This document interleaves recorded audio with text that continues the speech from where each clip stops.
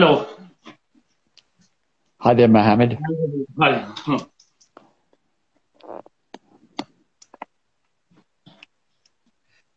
Great. Hello, everyone. Thanks for joining, and I think some other people are joining as well.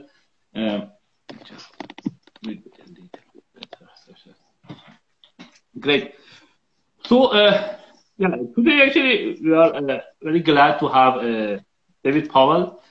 As I mentioned is in the introduction and the announcement, he has actually been a businessman for the past 44 years, and he has been a formal startup coach for several universities in the past 8 years. So, as you know, these are the set of the lives that I'm doing, sometimes with professors, sometimes with businessmen and others. We try to get the ideas. And one of the main reasons is that I want to know myself. I asked actually some of you to, if you have any questions, mention in the announcement. And some of you actually mentioned that. Thanks for that. So we are going and asking questions from David. And I think this is a nice experiment for me as well, or I mean, talk with David, because officially, like sometimes you try to talk with some very successful like CEOs or founders, but that might be just a unique story to that particular founder. It may not work for everyone. That's the idea that here for today I had to get a general idea, and this is like a formal idea. If you want to have it, what is the way that the probability of success is higher? And that's the idea that we are talking with David to talk. Like if you are a formal coach a startup, what are the steps that everything should be right? Of course, not every startup should satisfy that, and maybe some people come say, okay, I don't consider any of them, and still I had a successful thing. Surely that may happen. But this at least guarantees that we have a higher chance of success. So that's the thing that we have it. And as usual, we will put this one later also on YouTube and on Instagram, so you can take a look at it later. Great. Okay, so with this introduction, I think David can talk more about himself. That's the general idea that we have. You talk a little bit about yourself. So, I mean, you have been essentially, you have been a businessman, a CTO, and a startup coach. I mean, the whole life, essentially, or most of the life. So, like a little bit about your, I mean, childhood. So, what was your dream there? What was that? Was that your dream position when you were a child, or you had something else in your mind? It's interesting, Mohammed. Thank you very much, by the way, and thanks for inviting me. And hi to everyone on the call. I think circumstances have a lot to do with our ambitions. I've noticed it with my children and now my grandchildren. In my case, I grew up, my father was a farm laborer on a farm in England. You can tell by my accent, I'm British, also American. And so life was kind of tough. I went to a small rural school, and it was a one-class school. It was unique in that respect, but we were a small village, so all the children could pack into one class, and we were taught the different grades. And so my life was kind of privileged for one side. I had an awesome life outside. So in the morning, I would get up. I'm one of three boys. I'm the middle one. So I used to get up in the morning, run to the farmyard, which was just around the corner, and milk a cow. And that's where the milk came for breakfast. And then go to school, finish school at 3 o'clock. And the farm was right by the school. Run home, get changed, get the dog, round up the cows, and help my father do his farm laboring work. So, and it's interesting you raise the question because it's often come to me about ambitions as a small kid. I was in kind of an ecosystem where business ambitions did not exist. I was just enjoying life as a young kid. And so in the evening, we used to get together as a family. My dad was back home from milking the cows. Just living on a farm was incredible. So when I was about 13, and just to put it in perspective, we didn't have a car until I was about 15. And as I said, we didn't even have a fridge until I was about 13. Didn't have a phone actually until I was 16. And so when I was about 13, my mother sat me down and my younger brother and said, look, we can only help one of you boys go to university. And that will be your elder brother, John. So you, to me and my younger brother, Mark, it was like, okay, you're on your own. And to me, it was like, that's just fantastic. That's fine. So I left school early. I left school when I was in my 16th year. Got an apprenticeship with British Telecom, which was then government-owned, General Post Office. And it's something that stayed with me all my life. Whatever you do, do it well. So when I got up in the morning and went to work at British Telecom, I was determined to do my very best that day. And it's something that has stayed with me even now. In my mentoring work, etc., I will always do my best, always give it my best. But anyway, people around me started to notice the local chief in British Telecom. He said to me, you put your heart and soul in what you're doing. I want you to take on the responsibility as technical officer in a transmission station, which was international traffic, long distance traffic. And then this was in the days of the modems. British Telecom only had a modem which did 2400 bits per second. So very often I was on site taking the British Telecom modem off, and it was a huge box, like a cube of about 2.5 feet cube for one modem, 2400 bits per second. A new company, Rakel Milgo, Rakel of the UK, the Rakel Group, Milgo of the United States in Florida, had come out with a 9600 bit per second modem. It was still big. It had 32 printed circuit boards in it. $10,000 each, 9600 bits per second. And they were watching me taking out the BT modem, and they were putting in their modem. And they said to me, David, why don't you come and work for us? And I said, well, I enjoyed it, BT. And they said, no, you could come and you could be like a territory manager. So that's what you took essentially in the different things. That's a way that you went up. Yeah, go ahead. And so I went and worked for Rakel, worked for them for 7 years. Great company. And then I got headhunted to another job. And I never put my CV, my resume together until about 12 years ago. Yeah, you told me that. And it's interesting because eventually I got a call from a recruiter in London saying there's this American company wants someone to be managing director of their operation in Europe, Middle East, and Africa. And I took it. We were only 4 of us in the office.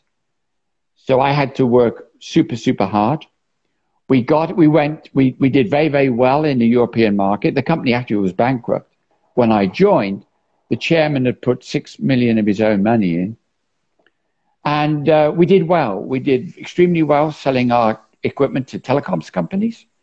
Then we went public. And at that time, they asked me to come to the United States as chief operating officer and president of the company. That's what brought me here with my wife and family. And what was that year? That was 1996. 1996, okay. Well, actually, in 94 we came here. We went public at the same time. And then what I had successfully done in Europe, I mirrored the whole world. So I was kind of setting up subsidiaries around the world. And I was somewhere every week in the world. I had a super PA. She helped me. She got all my reports from my people. So I was reading those while I was traveling. But I was just driven to grow the company 20%, at least 20% a year, revenue and profit. I promised that to the board, and I delivered it every year. So, and what did happen to the company? So the company in 1998, we were doing 100 million. And I didn't realize that our biggest competitor... So 100 million, you mean in terms of the total revenue, correct? Total revenue for the company was 100 million. What I didn't know was at the time that our biggest competitor, who I was taking business away from, even though they were $3 billion in sales, 12,000 people, the founder had set his business up 25 years earlier, selling the same product that I was selling. And I was taking his early business away from him. So he called us up one day and said, I think we should merge our job, our businesses, which means he wants to acquire us. And so at 100 million, they acquired us for 1.075 billion. Okay. And so it was purely, my life has purely been my networking. People I knew hired me. Yeah. And I would say that to everyone on this call, always make sure you have a good network. Yeah, I think that's the thing that we try also to make it by talking with different people. I think the network is very important. And the fact that I think David mentioned that like until 12 years ago, he didn't need to put any CV, formal CV. I think that's a great thing that you can only, afford to do that if you have a great network, that the people just hire you because they know you from the word of mouth. You don't need to mention any CV or anything for them. They just know you that you are great and they will hire you. And as you mentioned, I think the networking is very important for any startup and essentially for any job in general. Great. And yeah, I think that actually the farm thing that you mentioned, I had actually some experience as well when I was a child. We had actually some farm, not too many, a few, like some small amount of this. But we were doing during the summer, we went there and there were like the trees of pistachio and almonds and others. And that I know exactly what you talk about. But yeah, my father was a teacher, but he had some side things from his father as well. But yeah, that's a great actually experience. The farm actually, these are like some of my actually deepest thoughts I have done it when I was at farm, because at that time it was just no one around me and I could just think deeply about that. Great. Thanks for the brief intro. So I think that was the whole summary that you get into this business, and that was the company that went public in 1994. 96 went, 94 went public. Yes. 98 got acquired. And then they asked me to run the company, the combined group. So I became a divisional head in the big company. Division. And they, under the agreement to acquire us, I had to do that for 2 years. I did it for 5 years. I loved the experience I gained working as part of a leadership team in a 3.5 billion, 12,000 people company. Very different from a startup. Very different from running a bankrupt company, I might. Yeah. Great. So, By the way, in fact, the audience, if you have any question, you can put the question, and I will take it. I will take a look at it. Hopefully, if we have time, we try to answer as much as possible, and I will writing down some of these questions as well. Good. So okay. So let's go. I think we will go to life and and this type of the topic, which is about a startup, how you can have a successful startup, what are the failures, and some of these questions. We go back and forth. We may go because we want to have both things. So I will ask some question about your life and then go to some formal question. Then we may come back to your life and say, good. Now, so I think the one important question, like in the past 8 years that you have been a formal, because you had lots of background, experience in building business and making business successful, as you mentioned in this, shortly in this call. So the first question. So what are the hot topics for startups now, the past 8 years that you have seen it? So what are the things? And I think the hot topics are two things. One, the people that they are trying to get funding for that's one thing. And what are the ones that actually they are able to get it much easier? It might be not totally hot topic, but still the people get easily money on that. Can you comment on that? Yeah, one thing I'd like to say, Mohammed, thank you for that question. There's lots of money to be got. That's what I do now for the last 8 years. It's getting easier in some respects because the ecosystem, the investment ecosystem that's building up, especially here in the Commonwealth of Virginia, than perhaps it was before. However, it's not easy money to get. In other words, there's no investor out there will ever invest in a vision. Maybe if you're Elon Musk, they do. Yeah. But he has a track. You know that you are Elon Musk beforehand. Right, but he has a history of being a highly successful guy. So for the startup, the person who's kind of looking to start up their business, you've got to have traction. You've got to have some traction. I'll explain what I mean by that. So I had a team that recently set up their business, and they did customer discovery, and we'll be coming through that later, I'm sure, what is key to a startup company. But they had done customer discovery, and then they were out looking for money. And it was interesting for me working with them because I said to them, you're not quite ready. And so they put together a beautiful pitch deck, went and saw loads of investors, and they said, nah, we want to see you further along than what you are.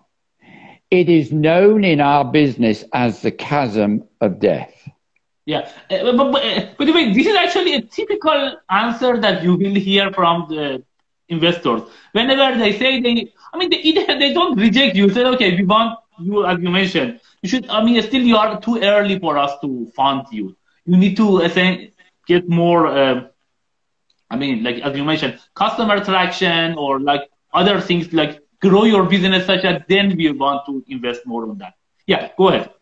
Great. So what was interesting was when they were doing their customer discovery, they were looking for a particular market segment. At a particular market segment, they were looking at a certain value proposition within that market segment. They did 80, actually over 100 interviews, customer interviews, without describing their product, just learning the challenges in the market that they think their idea was aligned to. They had to do a small pivot. And I've been doing this for 8 years, and I've been fortunate and blessed to help hundreds of companies.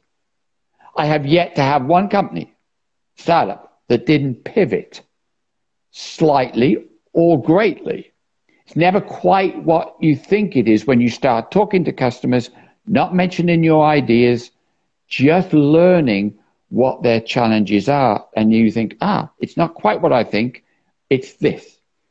So they came away after doing those 100 interviews, knowing exactly their segment, knowing exactly their value proposition. So I said to them, so the investor said, no, you're not far enough along. And I said to them, go back to the companies that you interviewed and said, thank you for the time you took months ago to interview me, to allow me to interview you. And I took to heart what you told me. And we're in the process of building a product that meets that need. And they said, would you give us a pre-order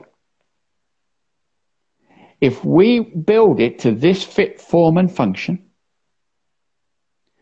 Would you buy this product? And they had a number of people they interviewed like, oh, this is awesome. Absolutely, this is just what we want. So they wrote out these pre-orders. They wrote it like official order. And like, when you have finished this in the next 12 months, we want 300 of them, 1,000 of them.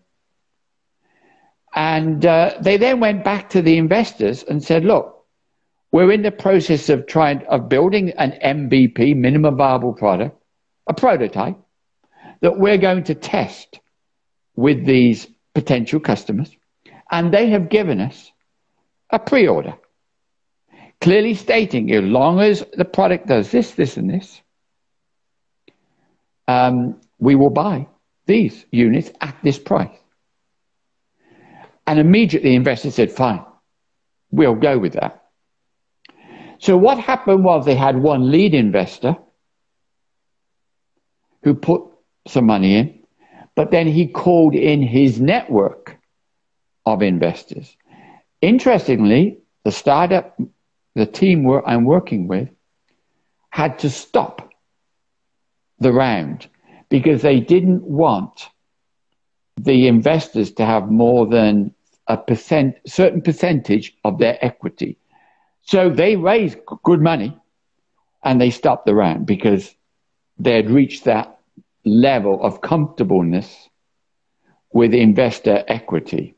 Yes, actually, let me just summarize my understanding from your talk. I will interrupt you because I think the understanding it might be helpful for others as well. So as you mentioned, so this is one of the, I think we will go to the concept of I-Corp, which is essential, which is mainly about this kind of customer traction and interviewing the customer. So I think that's a very nice idea that you put it, that if you have some ideas, first you want to interview, as you mentioned, like maybe 100 people in the area, but you don't mention what are the ideas that you want to build. You don't mention the exact idea. You just talk with them about the ideas, such that you will get more understanding about their needs in the area. Given that, I mean, that's the thing that these people have done it. They talk with these people. And then I assume this was more like a SaaS company, like the service for the big companies, because there are two types of companies that you can have it. Your customers can be other companies, or your customers can be like a regular people. Regular people, more like social networks and others, these might be a bit harder to get it because then you need to do advertisement and others. If you have like more SaaS company, like service company for the other companies, there, of course, that in that sense, it might be easier because you don't need to convince, 1 billion people or at least 1 million people, but you need to have a few important companies that want to buy your product. And that was exactly the way that you mentioned. For the SaaS business, these people went and then talked with these 100 people. After they interviewed them and they know exactly what is the need, they mentioned what is the product that they try to create, essentially, say, in a few months or a year. And then they said, yes, that's a very good product, we will buy from you. And from this letter of support, essentially, or letter of interest in the product, they could get this, like they have just documented, and they brought that one to the investors and ensured they got more money that they wanted. So that would be a typical way, and also that is my understanding and my experience. that this would be a very good way of working, especially if you are like service company that you want to do that. So am I right? So everything, did I miss anything in the summary? No, absolutely brilliant, Mohammed. Thank you. One thing I would like to point out, and it goes back to when I was running the business I was running. So when you're out there talking to a potential customer, you know, not talking about your product, but finding out what they need, they'll come up with maybe 10 things. Then somebody else comes up with 10 things. Somebody else will come up with 10 things. The whole 10, not necessarily the same. Some of them will be the same. So when I was selling to telecoms companies, I had a budget of 12 million a year, R&D. I set the budget at 12 million. We would have a wish list this long. And so I used to say, nope, we are going to pick the top 4 that everybody wants. The others, people want it, people don't want it. And so I would be honest with the audience on this call and say for 8 years, the 8 years I ran either Europe, Middle East, Africa, or the whole company worldwide, we delivered to our customers about 60% of what they wanted, not 100%. If we had gone for 100%, it would have been more than 12 million in my R&D budget, and it would have been double the time to get the product to market. You only get revenue when you sell something. So we focused on 3, 4 main elements, and we were better than the competition. Yes. You don't have to be 100% of everything they want to be better than the competition. You can be a sub-segment, get the product to market, and during those 8 years, we did our own silicon. We were constantly improving our silicon. So the product was getting better, but we didn't focus on R&D, everything for everybody, because we would have failed as a company. Great. So just one comment there. So can you just try to make it a little bit in the middle of the, I think maybe if you just bring the camera a bit down, that would be good. So, yeah. Okay. Somebody goes down. And I want to, this I will especially mention because we are putting on the YouTube, etc. I want to have the highest quality there. And a little bit also in the center, I think you are a little bit to the, yeah, that's I think better. Yeah. Thanks. That sounds great. Yeah. So I think I again emphasize the thing that you mentioned, and I think this is again my learning from the time that I spent, especially for the startup business, that for this type of business, that like business to business people that you can actually talk. I think in general even, but in particular for this type of thing, that's a very nice idea that you will just find these people. Talk. I think finding the people might be the hardest part, but if you can find, I mean, you should try to find it from the network, but you need to try to create the network. Talk with this guy. Don't mention what are your ideas. That has 2 benefits. One is that you don't reveal the actual ideas that you have. That might be competitive like that.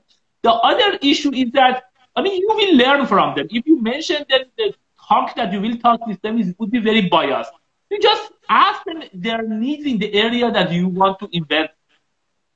And then, as you mentioned, you will get the top 10 from each customer, potential customer. But of course, they are not all of them the same. You will take some kind of the majority vote, and the top ideas with the one that would be in the field that you want to invest. Maybe not exactly the one that you had in your mind at the beginning, but that's the actual customer need. So that's the one that I believe you should focus more on that, and that would be a very successful, hopefully would be a successful idea, because there are customers to buy. Now, one question here. So as you mentioned, I think this idea works well for this type of SaaS companies that we want to have different companies. These people would be your customers. What about if you want to have, like, for example, social networking? So social networking, these are just the general people, like me, you, and lots of other people. So the process might be harder, like as I mentioned. So for the SaaS company, if you start with just a few customers, like maybe 5 or 10, that you may already get a lot of money. But say if I want to have a social networking company or these type of companies that my customers are regular people, in that case, actually just 10 people is not enough. And you may need to get a better idea. So am I missing anything? So like, yeah, what is your idea for this type of company? Yeah, absolutely true, Mohammed, because if you're looking at the AOL model, where they were linking a consumer with a brand, social, kind of the social platforms, AOL really were the ones who introduced the social platform. They introduced many things. AOL, that was, I think, just for the audience. Correct. So, but what was AOL? America Online. Yeah, I think that's maybe some people don't remember them. I think Yahoo bought it. Am I right?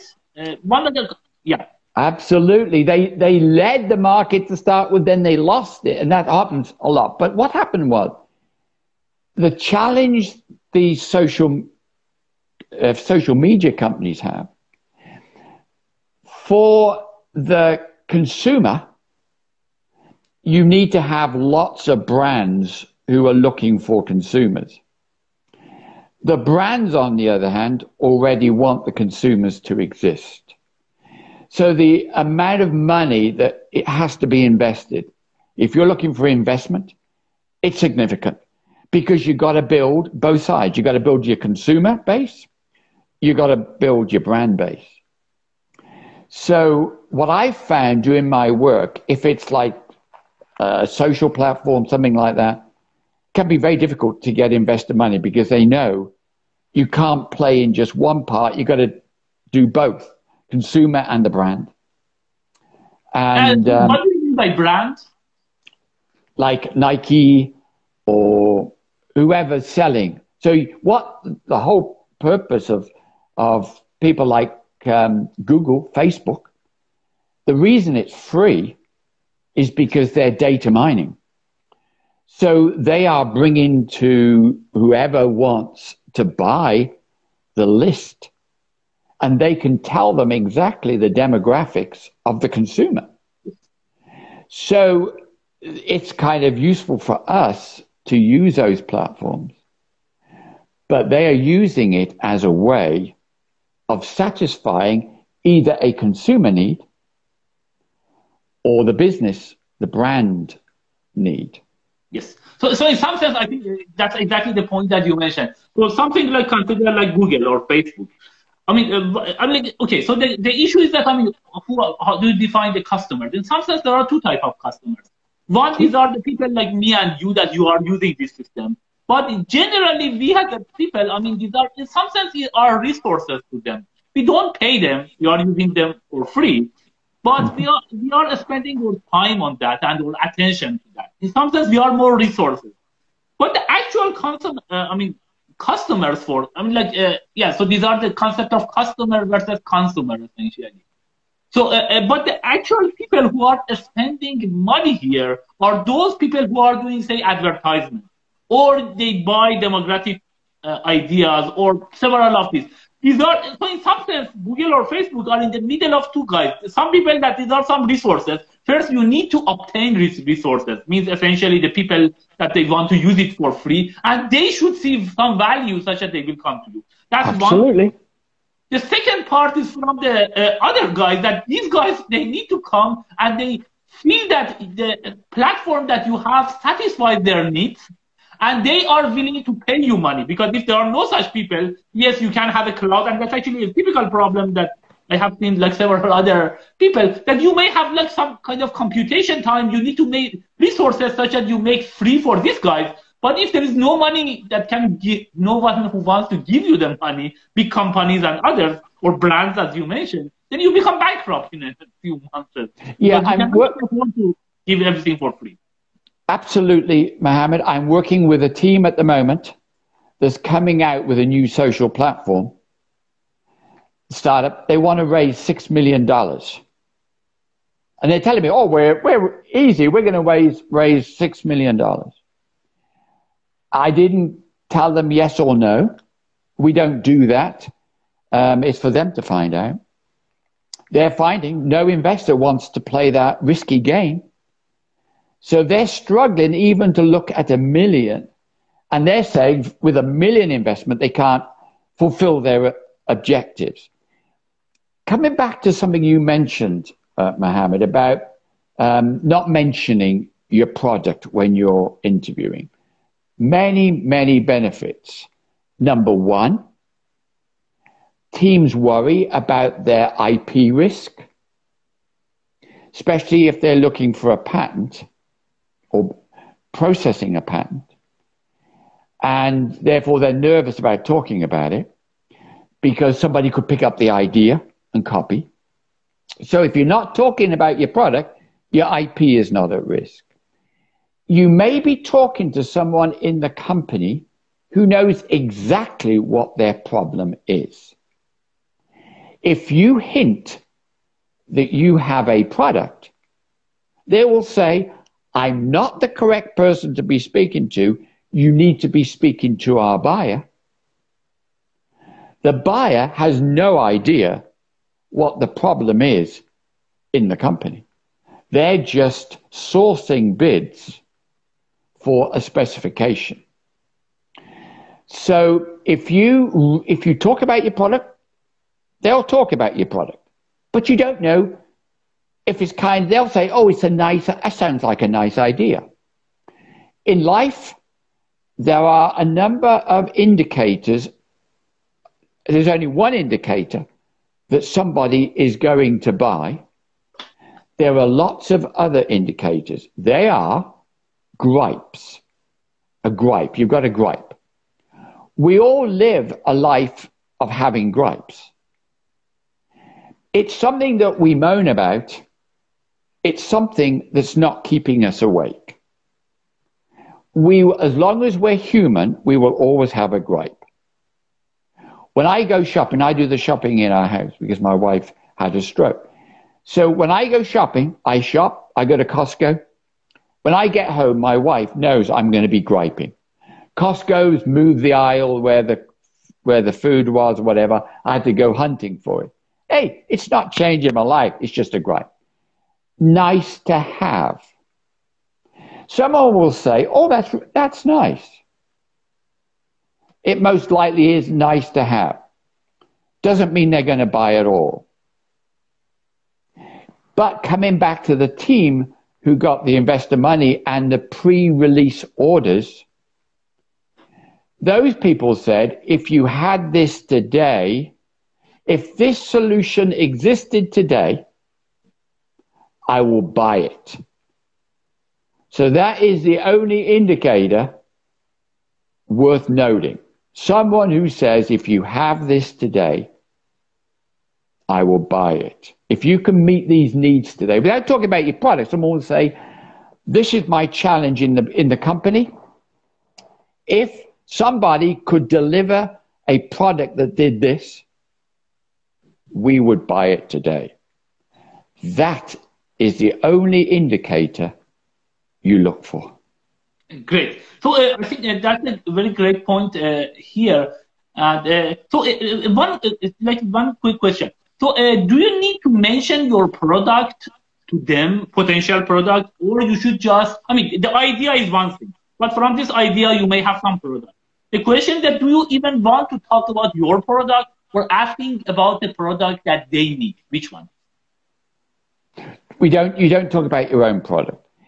No, it's interesting because they will discuss areas they need help based in order of priority. They will say, well, we've got a major concern here. We've got a little concern here. We've got a little concern here. And the one that really is number one is the one they need attention right now. So if you talk about your product, they will just focus on your product, what you're talking about. Exactly. You have no idea where it fits, even if it fits within their challenges in the business. They'll just talk to you about it. They'll make you feel good about it. Yeah, so I think sometimes you only need to, I mean, you may, I mean, in a sense that you talk with them, in some sense it indicates that you want to create something in their area. But I mean, you may just give very briefly that we are thinking some innovation in this area. That's it. Then the rest, let them talk and they mention what are the products that they need.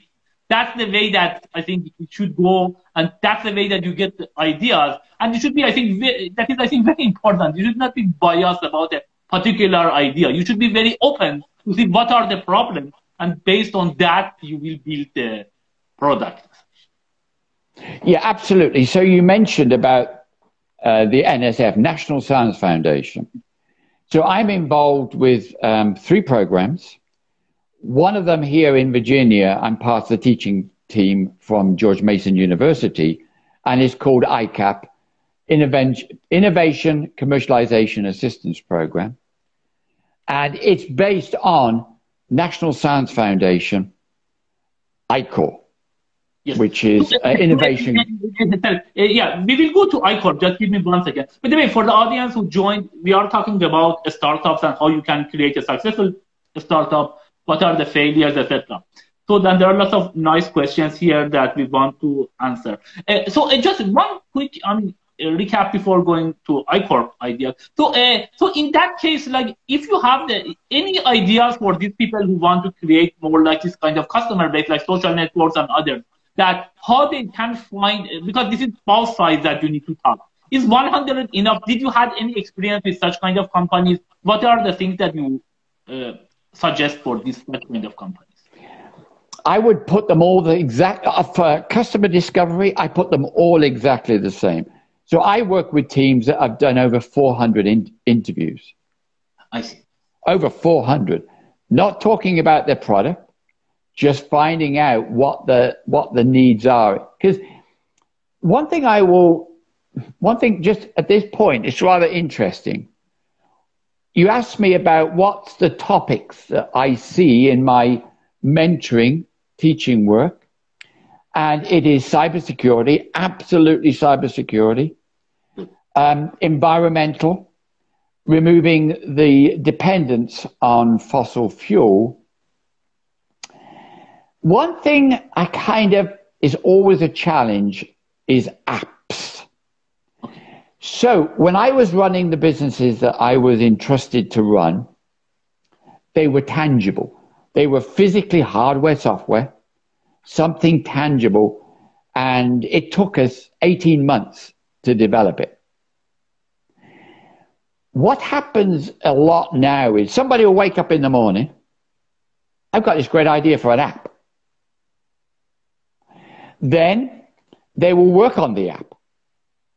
Maybe within 2 weeks, they will have some kind of a small breadboard prototype. And then it's immediately like, now I'm just going to go and sell it. And then they find that, well, people don't don't particularly want it. And that's that's the main reason that companies fail today, is because, number one, 80% of companies fail because they build something that nobody wants. So apps creates a relatively easy road to produce something.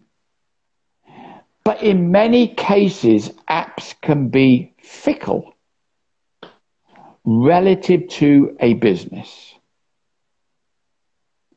So I have helped many, many teams who produced an app. Some of them produced a useful app, but it was only useful for a finite time. Exactly. And then the fad is gone. And we see it, by the way, in all business today. Even Facebook is struggling now, having been so successful for so long. We mentioned AOL, so successful. Even Yahoo, actually. Yahoo bought them. It was very successful. Then they had the issues, and they essentially were sold to Verizon. And I think Verizon even selling them to another company. That was more recent news. Yeah. Go ahead.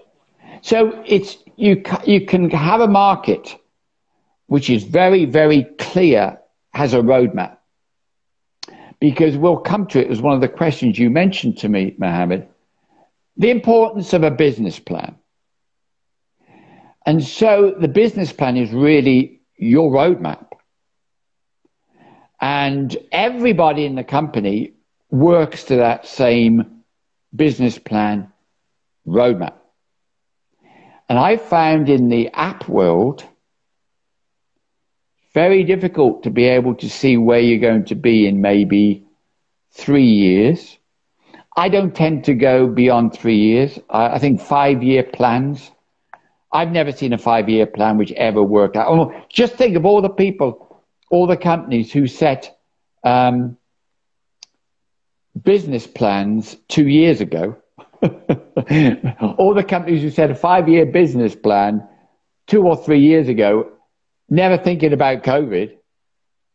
I doubt whether there's many 5-year business plans which are still active out there. Because you're not in control of all the events. 3 years, I think. 2 years, absolutely. 3 years, maybe at a push.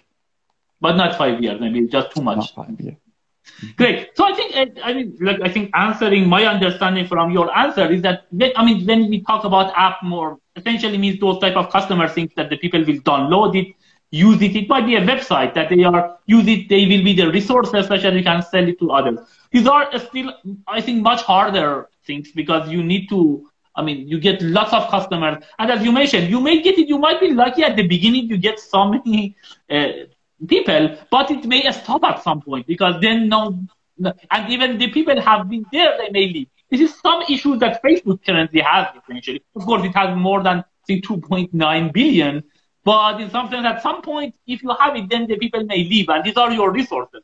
And these are hard things, but still, my understanding is that still the way is the same thing. Even if you want to have a successful app, you need to interview the people. Maybe instead of 100, I think this 100 comes from I-Corp, things that we talk more, but maybe you want to do it 400, 500.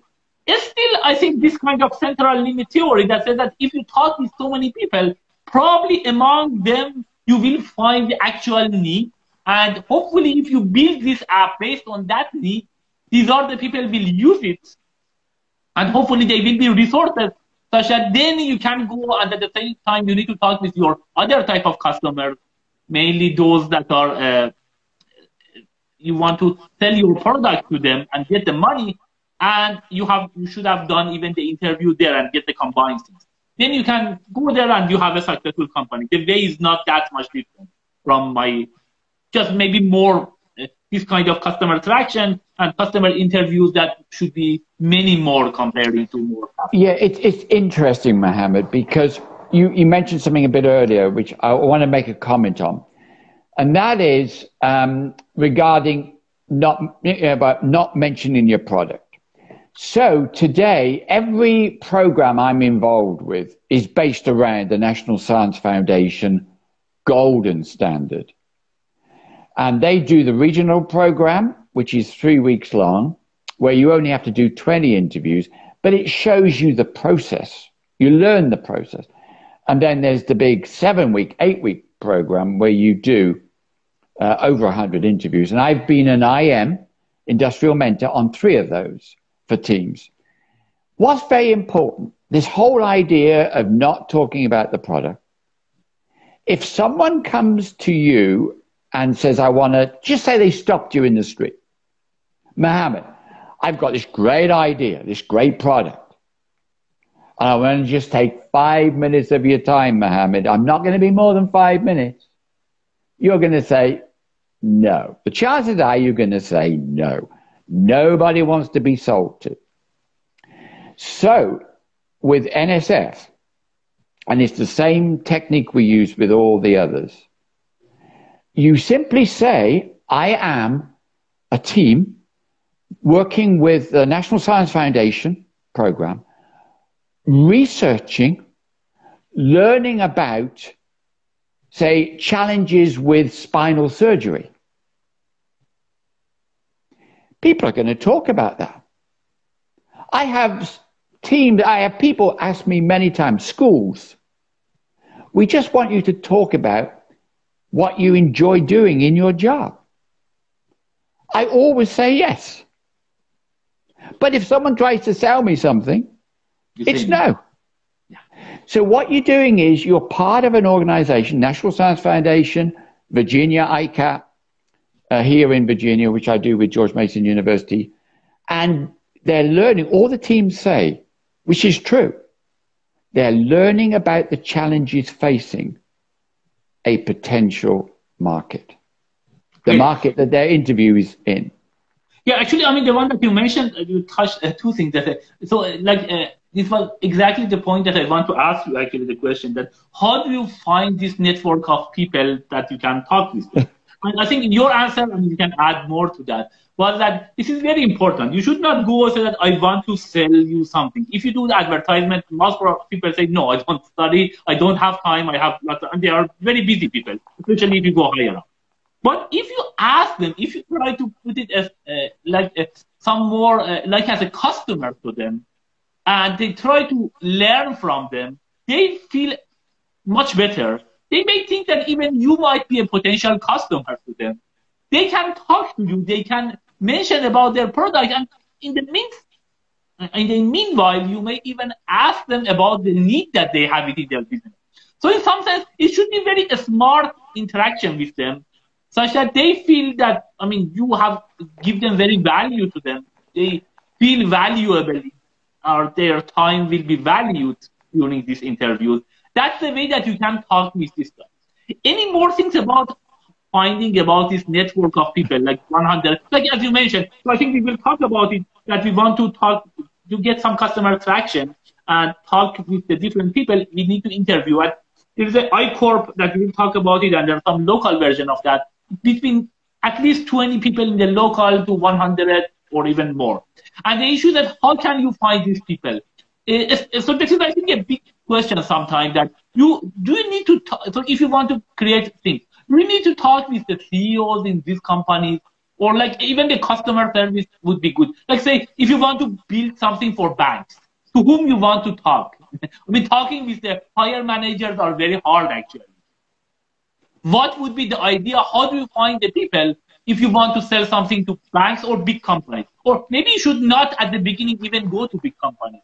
But yeah, so what do you answer? Yeah.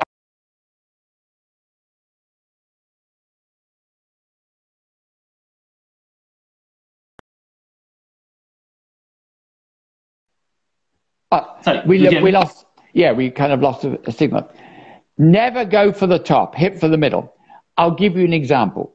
When I was running the company, we were about to spend millions of dollars on our manufacturing plant, improving the pick and place machines, the robots that build the printed circuit boards. I gave that job to my vice president of manufacturing. You decide what you think the machines we should have, write a plan explaining why, and the chances are, may ask for a few tweaks, but I'm going to sign it. One night, I'm walking out of the office to my car, and there's a guy who's been camping out all day in the car park waiting for me.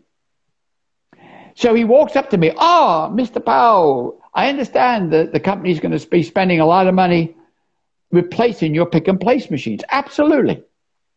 Well, we've bid, and I want to tell you about my company. And I said to him, don't waste my time. Don't waste your time. The decision is being made by the vice president of engineering. I am the president and chief operating officer. I will sign up.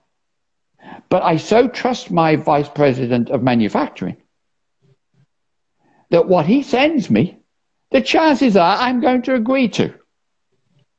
So you're talking to the wrong person if you talk to me. Exactly. And that highlights, Mohammed, what you're saying. In other words, you talk to the person with the responsibility, not the person just because they've got a title, CEO. Great. Because that person does not decide. That person, I mean, leave it. Even I think if you send an email to CEO, probably they don't do anything. They just forward it to the relevant people and they decide. Right. So that's a good point. So when I did my first IM stint with National Science Foundation with a team out of George Mason University. It was a professor and his doctoral student. And they had an idea, by the way, which they eventually did a slight pivot, but now it is highly successful company. So the first day, which is the Monday, you have to do 6 interviews between 2 o'clock in the afternoon and 6 o'clock in the evening. So I'm talking to them on the Sunday when I'm traveling to the hotel where the event, the NSF event is being held, the kickoff. Have you got their interviews? No, we've only got 2. We've only got 2. We've got to do 6 tomorrow. Well, they had done emails to 250 people. So I get emails all the time, people wanting my time. I don't respond to them. So we always say, if you're going to email somebody or phone them, the chances are they're not going to pick up the phone. It's going to go to voicemail. If you email them, you got to be up in the hundreds of emails to get maybe 10 interviews. So it's like cold calling. It's the hardest job on earth is being a salesperson, internal salespeople doing cold calling. It's tough. So I sat down on that Sunday morning. We were from George Mason University. We were going to interview HR people, HR managers. So I'm looking at HR managers in LinkedIn. It's like 50,000 of them. And then I put a search in George Mason University. A whole lot came up. So I wrote them and said, I could really do with your help. I'm an IM for a team out of George Mason University, which is going to National Science Foundation. We urgently need some calls with HR managers so we can understand the challenges today with an evolving employee base, skill base, and the evolving skill need. We need to kind of interview some HR managers. Could you possibly help us? I sent 15. I got 8 yeses. We were made. And the reason is I was appealing to the alumni of the team of the university I worked for and the team that was coming from the university. It works. So if you can have a link like that instead of just being out of the blue, it really works well. LinkedIn actually, unfortunately, I think LinkedIn's going like a Facebook. Yes. It's a shame. At one time, LinkedIn was really, really good. It was just business, business, business, business. And so you could pick somebody out. And if you could, like, for instance, I've got a good LinkedIn network. So we say, the NSF instructors also say, link in with them on LinkedIn, then go to their network and say, I'm at an NSF program cohort interviewing. Could you possibly give me 10 minutes, 15 minutes of your time? 15, 20 is the sweet spot, 15 or 20. 15. The chances are they're going to say yes, because you're in that network now through an NSF instructor, someone like me, a mentor. So when people reach out to me, and I noticed there's obviously people on this call who have just reached out to me on LinkedIn because of my LinkedIn was in the invite, I'm going to say yes to them. So then they have access to my network. It is far easier to link to someone's network than to try and phone call or email, which is real cold calling. Yeah, I think you mentioned a very, very great point, like about LinkedIn, which was a professional thing. But unfortunately, as you mentioned, actually it became more like Facebook. By the way, we are disconnecting in 24 seconds. So it takes 1 minute. I need to save this one. Then we will come back again because disconnect after 1 hour. Right. But the final thing, the YouTube one that I will put, it enclose everything. It would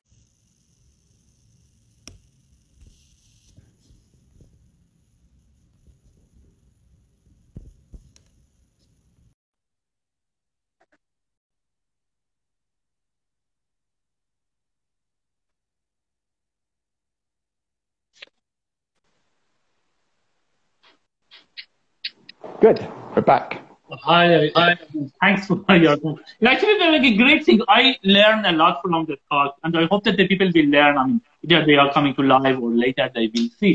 And again, we are talking startups.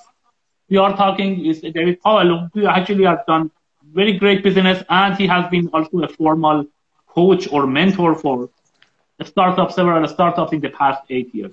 And this we were talking essentially how we can find the people such that we can interview them. This customer selection, the ideas that we try to talk with the potential customers. Don't mention what do we want to be. Ask them what they want us to be. And so the question is, how can we find these people?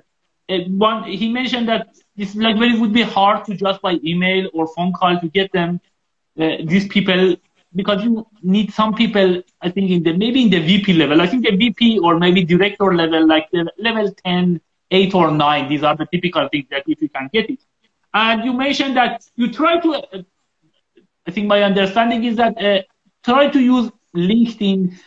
I mean, the issue is that LinkedIn, unfortunately, as you mentioned, it becomes more like Facebook. The people are just doing that, would be less things. But some network like this, that you will talk with them and try to find always connection, find ground points when you try to do that. Just don't, even at LinkedIn, just don't send to anyone. You try to find some kind of relation. If you are from a particular university, particular region, or like have some way of thinking, try to find people that they have that common things with you.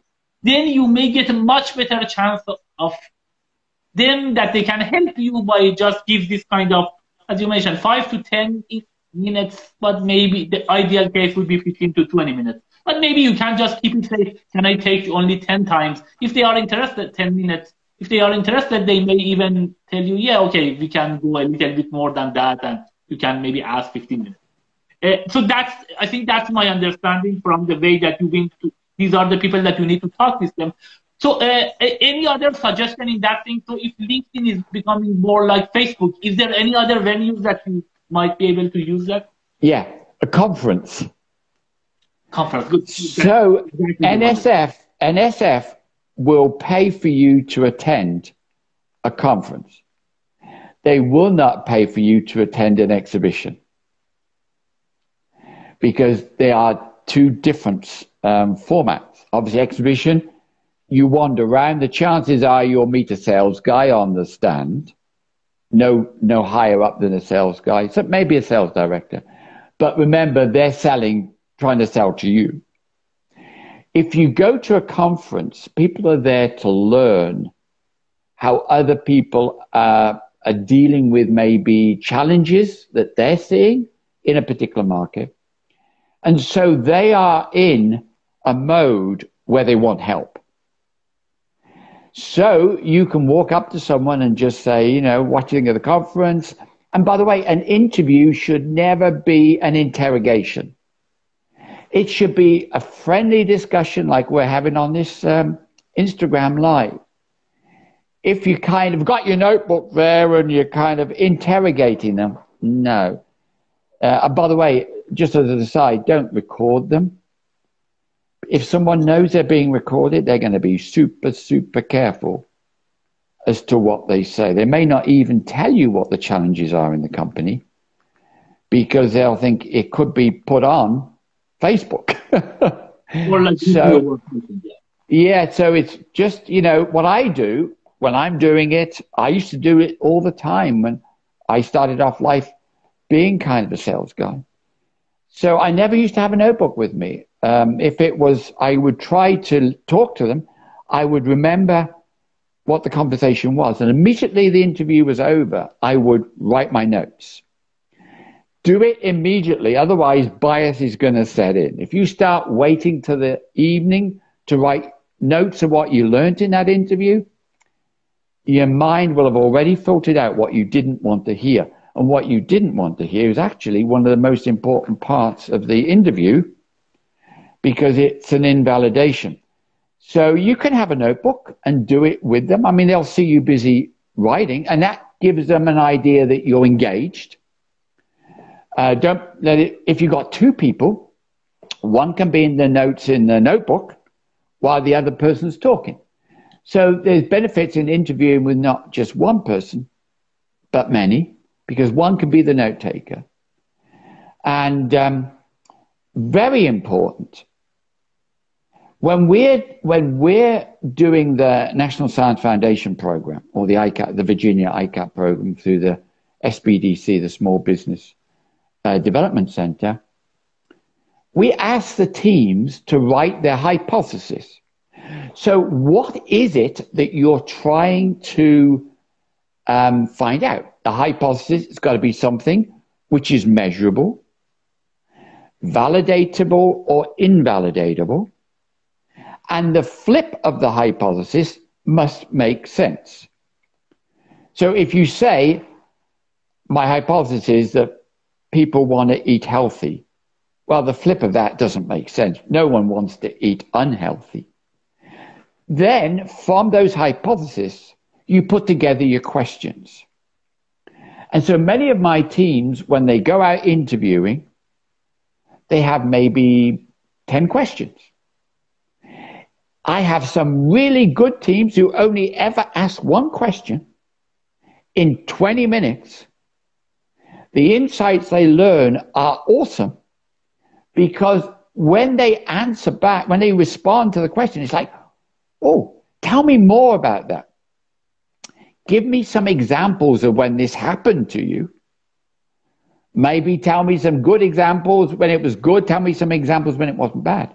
Then they'll answer back and you say, oh, tell me a little bit more about that. Because you're learning things you never thought about. Versus answering 10 questions, asking 10 questions, and having virtually shallow insights. So I think deep insights. You pointed exactly the point. So the question that when we want to talk with this guy, again, this idea whether you should mention your ideas or not. In some sense, when you ask 10 questions, you are somehow biased to these questions somehow would be biased based on the ideas that you have. You try to, mention that this is the idea, that you don't get the great benefit of this interview. It might be the case that you may ask one or two questions, more general, and then let them talk, and they mention the direction instead of you decide the direction and which way you want to go. And I think that you mentioned that you will get a great thing. So as you mentioned very rightly, actually, I had in my mind also, the conferences are very important one to go, the specialized conferences that there exist. The people may not know that much about them, but I think they should search for that. And these are very important. LinkedIn is one. Is there any other venues? No, I suggest to all my teams, conference is number one. Conference is number one. LinkedIn number two. And then after that, it's kind of, they're way at the bottom. Good. Great. Because of the effort to try and get some success. Great. Okay, so now let's go to this idea of funding and the NSF thing. So NSF is National Science Foundations, that they have some programs like SBIR or the other one, there was STTR, I think. Or STTR, yeah.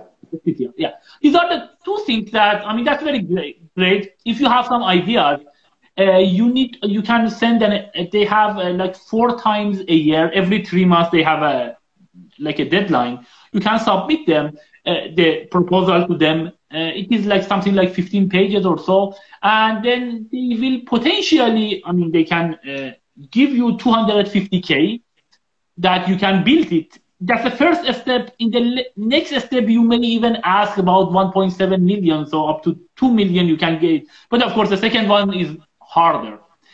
Based on this one, and NSF is the National Science Foundation. So some local people, like the states, like for example in US, states also created some smaller versions of that. Maryland has one, Virginia has lots of others. That's again to build businesses. But they get the ideas from the same thing, from the NSF, that you need to write a very nice proposal. And in the nice proposal that you mentioned, the way to create such a nice proposal, they have these things like I-Corp that you need to prepare these 15 pages. So it's not, and part of that, these are the interviews that you need to do. And by the way, these interviews, I think these are independent than like from I-Corp, like from SBIR or NSF in general, this is the thing that if you want to even build something, and you don't want to go that route of getting the money from NSF, but if you want to get them from investors, still you need to do the same path. I think the path is the same, whether you want to go to NSF to get some funding from them, and this 250 is just for the company, so they don't want anything back, which is great. But it might be a bit harder to get it. But if you want to go to investors, it's still the same thing. That's the way that if you have a nice proposal, I have always this one, like, because we are submitting grants several places. If you have a nice proposal, it gets money from somewhere. So you should prepare it, and the way of preparation that we have. Now, little bit talk about the NSF. And by the way, this is not just NSF. There are other agencies that have such monies, and they may give money in their areas, like I think Department of Energy, Department of Defense, and others, that they have the money for that purpose. But you need to prepare it. So I think that was the definition of I-Corp that we were talking a lot about it. I think, do you want to add anything? And then you mentioned a little bit more about the I-Corp and SBIR and other type of funding. Absolutely, Mohammed. So thanks for that. So the whole purpose of doing your customer discovery is not to give you stress. It's actually to help you in a process. So just as Mohammed said, in the NSF world, with both the regional I-Corp, which is only 3 weeks, 20 interviews, and then the national, which is 8 weeks, 100 interviews, over 100 interviews. Doing that, it gives you lineage to apply for SBIR. Now, no investor, as we've already mentioned, no investor really wants to invest in a startup until you've got some traction. NSF with SBIR only wants to invest if you're high risk and innovative. And these grants of 256,000, phase 2 can be $1 million or over, is there's no equity. They're not taking any equity. It's a grant. It's all some money to help a startup. But you've got to be innovative. It's got to be an innovative, novel idea. And it has, it's also for a startup. You can't be a commercial company. They're wanting to get startups started. And so they tend to be high tech. They look for companies which have got IP. It's going to be an IP licensable product or, patentable product. Intellectual property that can later be patented. IP. Correct, because they see value in that. So if you've gone through National I-Corp, one of the NSF, if you do it, as Mohammed said, all the agencies, all the government agencies have different versions of SBIR. Even I-Corps, actually, in fact, the National Institute of Health has a slightly different version, still based on the same principles, but under NHS, and NIH. But the ones that I'm involved with, NSF. So 1.5 pages of commercialization. Phase 1 is feasibility. SBIR phase 1 feasibility. Phase 2 is to get your MVP built. But even for phase 1, they want to see that you've got some understanding of the market need and how you would commercialize this product. 1.5 pages in the 15 pages that Mohammed refers to. And I'll give you an example. There's a lady that I have had the privilege of being a mentor with. Absolutely brilliant. She went to NIH. She was a director at NIH, but working on micro-injection technology. She got her PhD while she was at NIH. And so she was so focused on this micro-injection technology that she thought, wow, I'm going to go for an SBIR phase 1. And but micro-injection, these are the type of things I will say for diabetes or other things they may have. Do you know, I don't know what it's actually made for. And by the way, we don't. I'll tell you another example. shortly, where I never understood what the invention was, but the guy who came through the Virginia SBDC ICAP just a few years ago was focused on gaseous hydrogen, transporting hydrogen in a gas form, not in a liquid form. And so we never delved into the technology. We never do. It's just like, okay, you know, we're impartial to the technology every time. It's the process we're taking the team.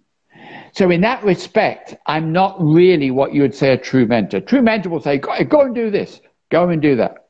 And there's nothing worse to a startup team than to have 8 mentors all telling you to do something different because you don't know what to do. So what we do, and what I do very specifically, I don't tell you if you're right or wrong. I don't tell you what you should be doing or what you shouldn't be doing. I'm just telling you, follow this process and you're going to learn this yourself without me telling you, because I could be wrong. Most likely I would be wrong. So this particular lady had done microinjection technology and she wanted to commercialize it. So she went to NSF, SBIR for a grant. And they reviewed her grant. And they said to her, before we give you a grant, we want you to do the national I-Corps. We want you to go and interview 100 people who you think are today challenged because they don't have microinjection technology. She said to me, she was so angry.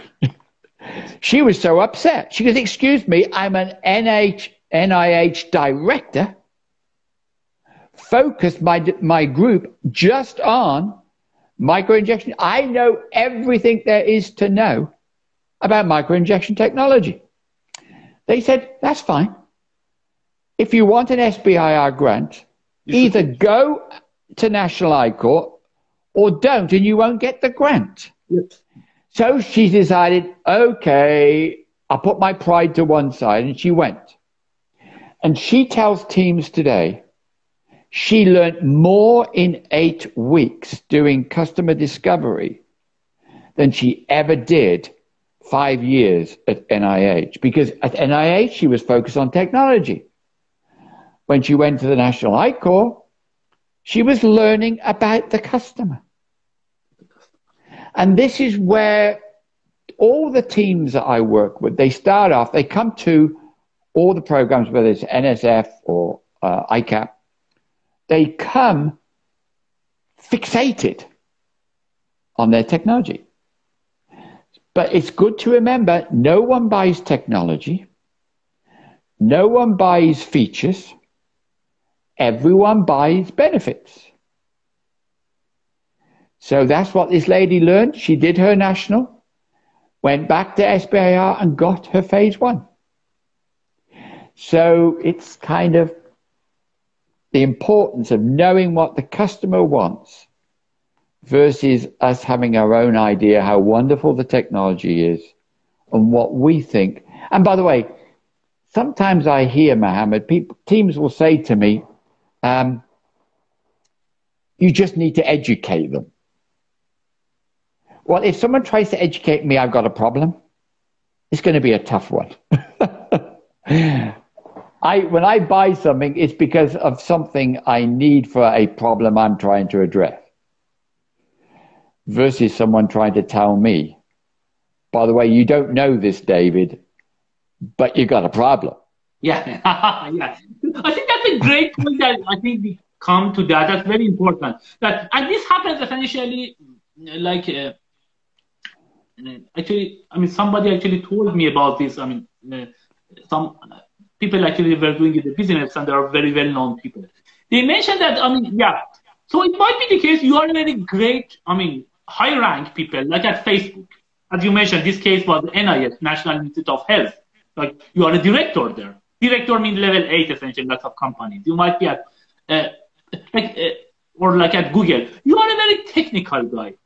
That doesn't mean that you are generally good at marketing. And what is exactly the marketing, the point that you mentioned? That, yes, you think about this, everything is the technology. You may think that I can build such a technology, such a feature.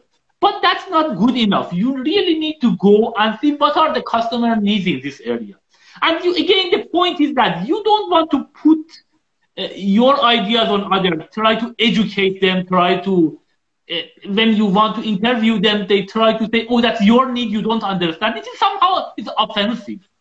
That's the way you don't get any good input. The way is that you will go talk with them. Of course, you might have some ideas, but say in this area, you should be quite open and don't say, this is my idea, that should be the one that, and that's the typical things. I will even get some emails or others say, okay, I have this idea, how can you help me? Really doesn't matter that you have the idea. This is just some idea. You really need to go talk with the customer. And by the way, this is not just waste of time. These customers, the time that you are spending is not necessarily for this just grant that you are writing or this proposal or business plan.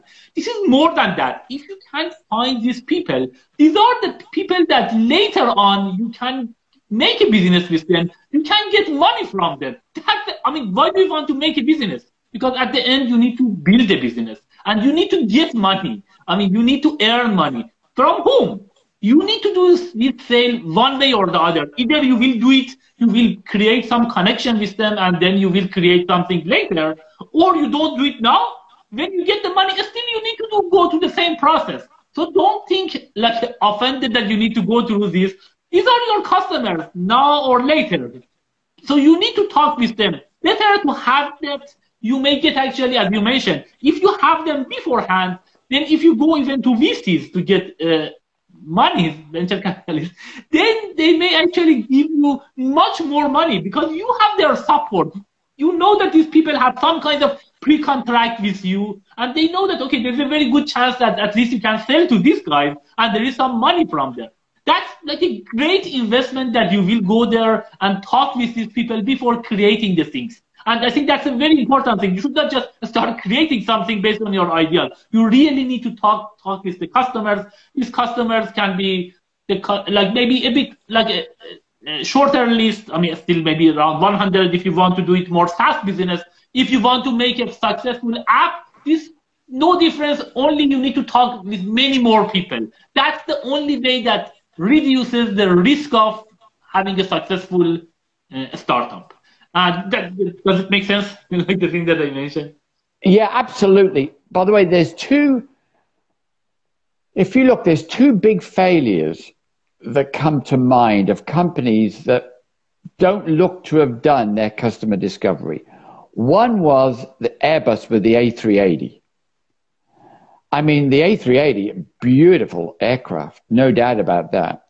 So Boeing was not coming out with a alternative to the 747. Yes. They were going to cease production of the 747. Airbus decided we will produce a plane which is even bigger than the 747.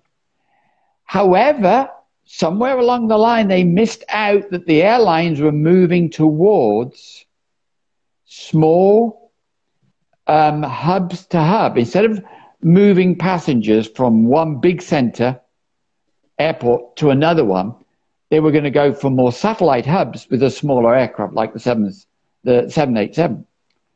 And so they went ahead and they built the A380. It's had a life of 12 years and now it's scrapped. And Airbus had to write off $26 billion with the development because there's just not that market. They obviously sold planes, but they were kind of, even those now who fly the A380 are changing to the smaller planes on the satellite hubs. The other one is Segway. Segway geared up to produce 7,000 Segways a month. Sorry, what was Segway? The Segway, where you stand on the platform, the freestanding scooter, which is kind of, you see them used by tour guides. Yes, exactly. And so they were talking to police forces, and police forces say, oh, this was kind of, they could patrol inside of a shopping mall. Obviously, they could do lots of things. Didn't mean that they were going to buy it. And what happened was the police forces turned around and said, the trouble, they liked the Segway, but you had to hold with both hands. Yes. They wanted the ability to be able to look around, indicate with their hand or something like that. So there was Segway geared up, and it's on Wikipedia, to 7,000 a month. They only ever sold 7,000. So it's kind of, you've got it, the nice to have, try and avoid the nice to have, try and avoid the gripe. Look for, if I could buy a product that did this today, not like what you do because you can't talk about it, but if a product existed today that did this, we would buy 100 of them. That's what you're looking for.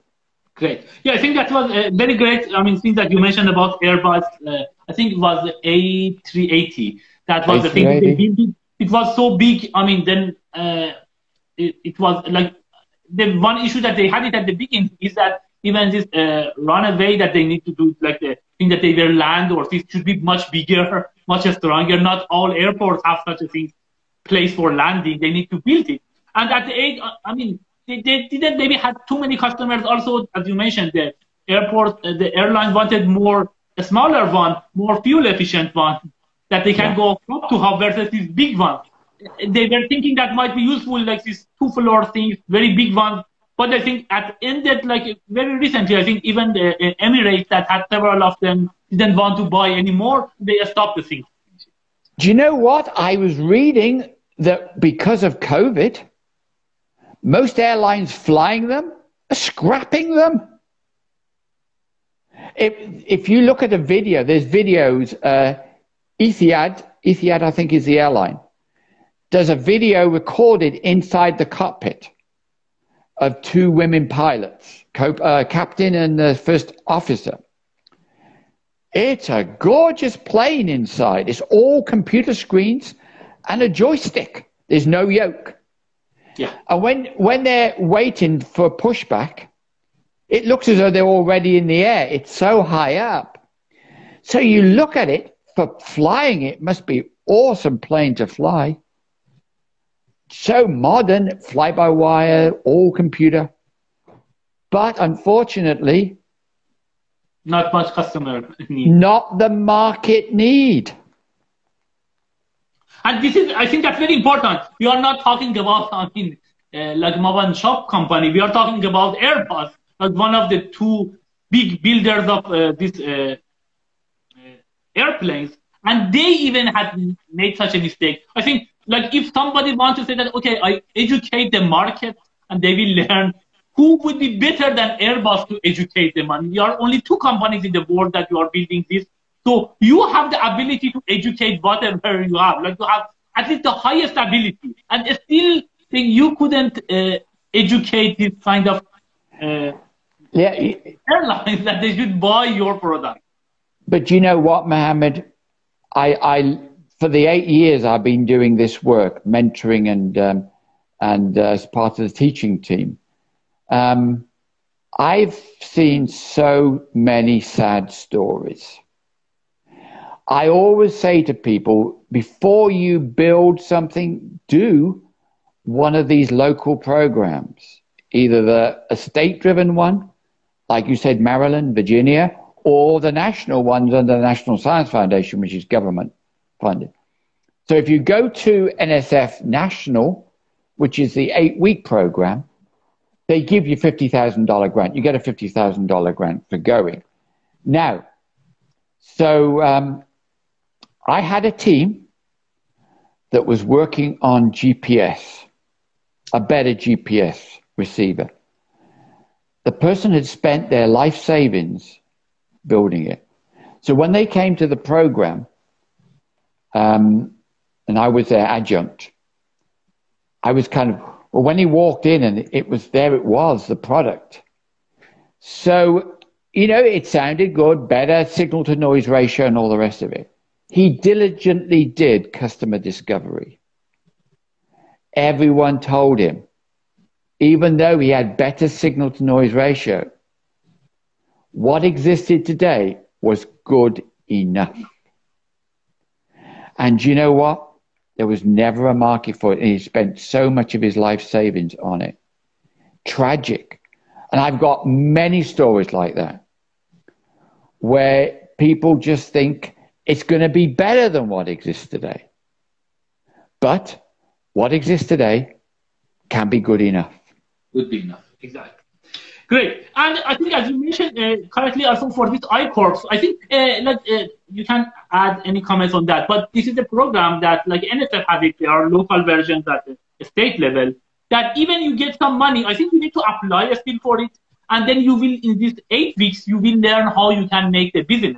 And you will get even 50K for that, because I think for travel and other things that you need to do that. So what is the process? I think you should apply, but it's not that hard to get it. Am I right? Much easier than SBIR itself.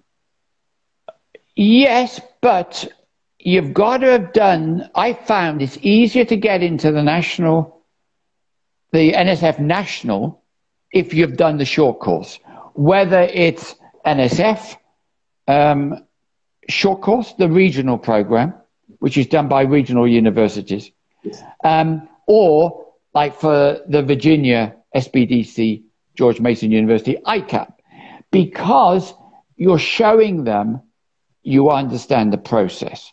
So I've been an IM, as I mentioned, on 3 of them, a George Mason University team, a George Washington University team, and another George Mason University team last year. Now, you used to have to do your interviews in person, pre-COVID.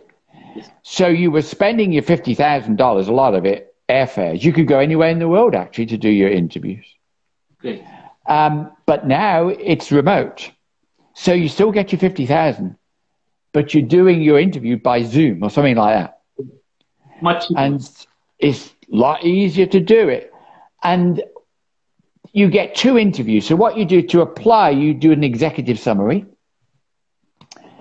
You then, if you're successful with your executive summary, they then call you to 2 interviews.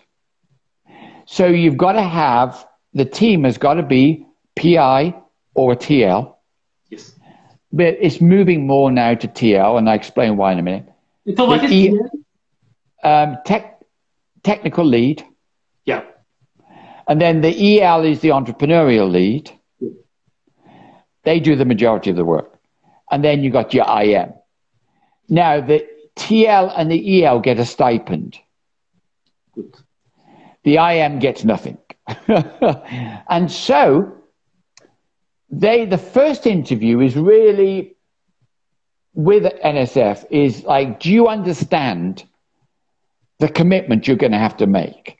As an IM, I was doing 15 hours a week, helping the team keep focused on the process, doing what the NSF instructors had asked them to do, getting ready each week for the 1 video call you have with them, doing your lessons learned, because you've got to be doing 100 interviews. You're not going to do 100 interviews in the last week.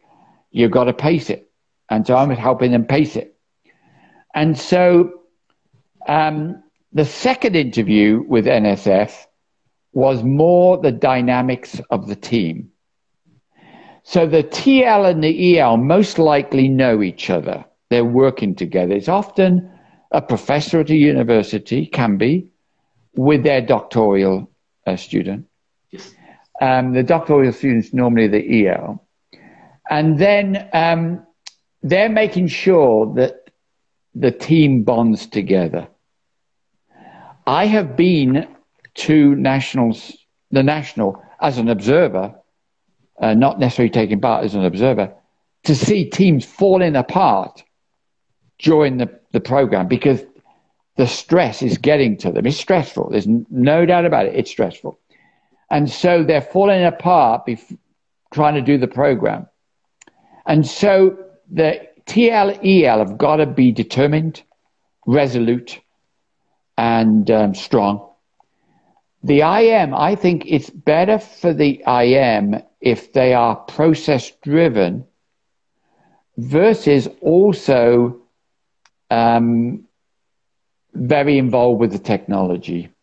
If you've got all 3 focused on the technology, you've got no one independent. I believe the IM needs to be independent not be attached to the invention, but to be very attached to the process. Great. So that sounds great, essentially. So I think you mentioned this about the process, I mean, the teams. So this I-Corp in some sense is like even a smaller version that SBIR. It might be, I mean, still you need to pass, I think, from my understanding is that, I think the good things about if you want to build such a startups in anything, it would be good to have at least some of the local state level. They are actually much easier. I know there is no such kind of interviews, etc. They may not give you any money, but I think it would be very good things. You may decide that later you want to go national I-Corp and then you may want to get SBIR from NSF, or you can go just directly to venture capitalists and get the money. But the process is important to know what is the process. And I think something that you need to spend time on it. And you mentioned for I-Corp, then you need to have 2 interviews essentially with them. You need to, I think, probably write something. And then they will give you 50K. The 50K, if you want to do it on Zoom, is much cheaper. You may use it potentially. I think you can, some of them you may use some other needs that you have it. And then you can use 5,000 of it towards your MVP. 5,000 minimum viable product. So what I would say is to get into a regional program is relatively easy. Yes. And then you may say, well, I really enjoyed that. I need to do a lot more interviews. I want to go to the national, NSF national. The NSF instructors run the regional. So they will make a recommendation if they think you're ready for national. So it's with the, as I said, with the, if you go directly to national, executive summary, 2 interviews, and then a final executive summary. And if you're successful, they'll ask you to pick your cohort. They're running them all through the year. They'll ask you to pick your cohorts, number 1, number 2, number 3, your choice. And they tend to be regional all over the United States. At the moment, you don't physically go there in person. Whether they will ever reintroduce the in-person version, I don't know. The Zoom version seems to work extremely well. Great. Okay, so that sounds good. So I think we are now concluding about this I-Corp and this funding, in particular about like NSF or other agencies, governmental agencies. Of course, you have the choice of VC, but in that case, I think still you need to do the process. I think we were talking about the hot topics for a startup. You mentioned cybersecurity, environmental, like type of things. Any other thing, like for example, NFT, Bitcoin, like other. Okay. Yeah, it's interesting, Mohammed, because teams will often say to me, well, I'm based around Bitcoin or I'm based around blockchain. Blockchain, not so much. One time, maybe 3 years ago, every team wanted to be in blockchain. Now we don't see it so much. So what is blockchain? Blockchain is a technology. What is the benefit? So whether it's Bitcoin, whether it's blockchain, whatever it is, whatever the idea is, kind of say to yourself, so what is the benefit? So in the case of blockchain, it was more secure point of sale transactions. But I had teams who did lots of interviews with both big retailers like a Target, small retailers, just 1 or 2 shops, and just asking them, what's your concerns about the security of your point of sale transaction? Most of the time it's like, it's fine. I'm not worried. Some of them said, I wish I had Apple Pay as a feature because people want to use Apple Pay. This is a few years ago. But it was like, whoa, okay. I don't lose any sleep worrying I'm going to have an issue with my point of sale transactional fraud. So that's something also to think about. It's not the technology, not the features, only the benefit. Yeah, but as you mentioned, there are apps, all type of apps, but these are like the harder things. And again, I think one thing I wanted to emphasize here, I think that was exactly my goal from this live and this call, is that there are 2 ways you can create these startups. You may create Angry Bird and you become essentially, you get lots of customers. You may create a Bitcoin, you may get lots of customers. Okay, there was no Bitcoin before. In that sense, some kind of education happened in the market. Maybe there was need, but maybe it was not that clear. Such kind of things may happen, but the chance of them being successful is more like a lottery. You can win lottery, but most probably, I think they will say that you will just pay the stupid, they call it the price that you will pay for lottery, a stupidity tax. But because generally, like in the US, it's run by government. So you will pay some kind of tax, probably you don't get anything. Still, there is a small chance that you will get it. Yes, there is a small chance that you may educate them. Yes, there is a small chance that you don't do any of this and will be successful. But the chance would be chance of lottery, or maybe a bit more or less. We try to here do it essentially more formal way of doing that, such that you will maximize the chance. And I think that's the thing that we are talking. This thing is like, again, is no offense to anyone. Who says, okay, I have not done this. I have a successful company. Yes, you can have it, but maybe it's not the way that works for everyone, or the chance would be very low if everyone wants to do that. And that's the important thing for the startups. You may spend, a lot of time, especially if you are like high rank, you can get money from these big companies quite a bit. When you spend your time on the startups, you may spend 2-3 years of your life, and you may not get anywhere essentially in terms of money wise. So it is important that if you want to do it in a you need to think a lot about it, spend some time for this process, find the need, such that you make sure that after 3 years, just don't think that, okay, the last 3 years I didn't earn anything. Maybe I was just get some money that I could live with it. That's it. But if I have been in this big company, I earned so much money so far, and I just lost my money. Okay, you got some experience. But here, that's the whole goal. How can we make sure that the startup chance is, like, being a successful startup chance is much higher? Good. Now, given this, summary that I have mentioned, so what are the reasons that the startups fail? So what are at the different stages? You may, get to say you get I-Corp even, and then SBIR, or you get some VC money and you fail. Yeah. What are the things that you think that like the startup fails, and how can we? Some of this that you mentioned already. We discussed that. There might be no need for that. We already discussed that. Like, for example, like Airbus A380, or there might be the case. Other thing that you mentioned correctly, that these guys, they need to work together for this I-Corp for 8 weeks. They may not. These two people may not be able to work with each other because they have different habits, etc. And they understand in these 8 weeks these are not the best people. So the founders might be not very good match. Two of them that we already mentioned. Anything else for the startup failures? Obviously, lack of money. They eventually do run out of money. Too ambitious. In other words, they don't... like I was saying, they want to build the best product with all the features that they could possibly put in it. You run out of money that way. You also run out of time that way.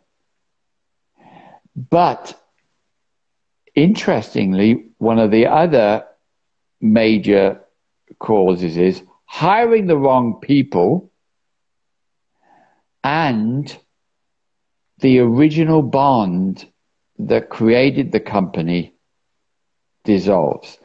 I have just helped a team, startup team, go through a co-founder's divorce. I see. And when they founded the company, they were both committed. They were both they were heart and soul in the company. But it changes from being strategic to operational. So when you're strategic, when it's strategic, it's simply a case of saying, like say, wake up one day, you got an idea. Next day, you formed a company, easy to do, inexpensive. Next day, call yourself an entrepreneur. That's strategic. When you're operational, you have to switch. So some CEOs cannot take on the role of a COO because the the president and chief operating officer of a company has to make it happen. So one of the things you mentioned about the business plan. So the strategy side, 30,000 feet in the air. It sounds good. You go and present at conferences. Your great idea. 30,000 feet stuff. There's a time when you've got to come down to 0 feet to make it happen. Often the original bond that helped co-founders found the company was based on that 30,000 feet experience. And they can't come down to 0, or one of them can't come down to 0 feet or whatever. Also, sometimes they start to challenge the amount of time they each put in. So you may get one co-founder spending 24/7. The other guy spends 12 hours a day. Then you can have the co-founder saying to the other co-founder, I'm putting in more effort than you're putting in, but we have the same number of shares. That's exactly the point. Actually, I went to this myself, actually. It's a very important one that like both people need to spend some agreement on that. Yeah, go ahead. And also, one thing I would say, very important. When you divide the equity up, don't give yourselves 50% each. Leave a pot of equity for your employees who are going to come and join you, the ones who are going to make a big difference. Exactly. So have a pot, allot yourself shares, but don't exercise them all at once. Exactly. Because what happens is when the co-founders fall out and one of them is going to leave, he could sell his stock, which he got all in one, and he could put the other co-founder out of business. No longer running the business. So when you are co-founders, allot yourself equity, but leave money, equity in the pot for employees coming later. And don't exercise your equity immediately. Do it over 5 years.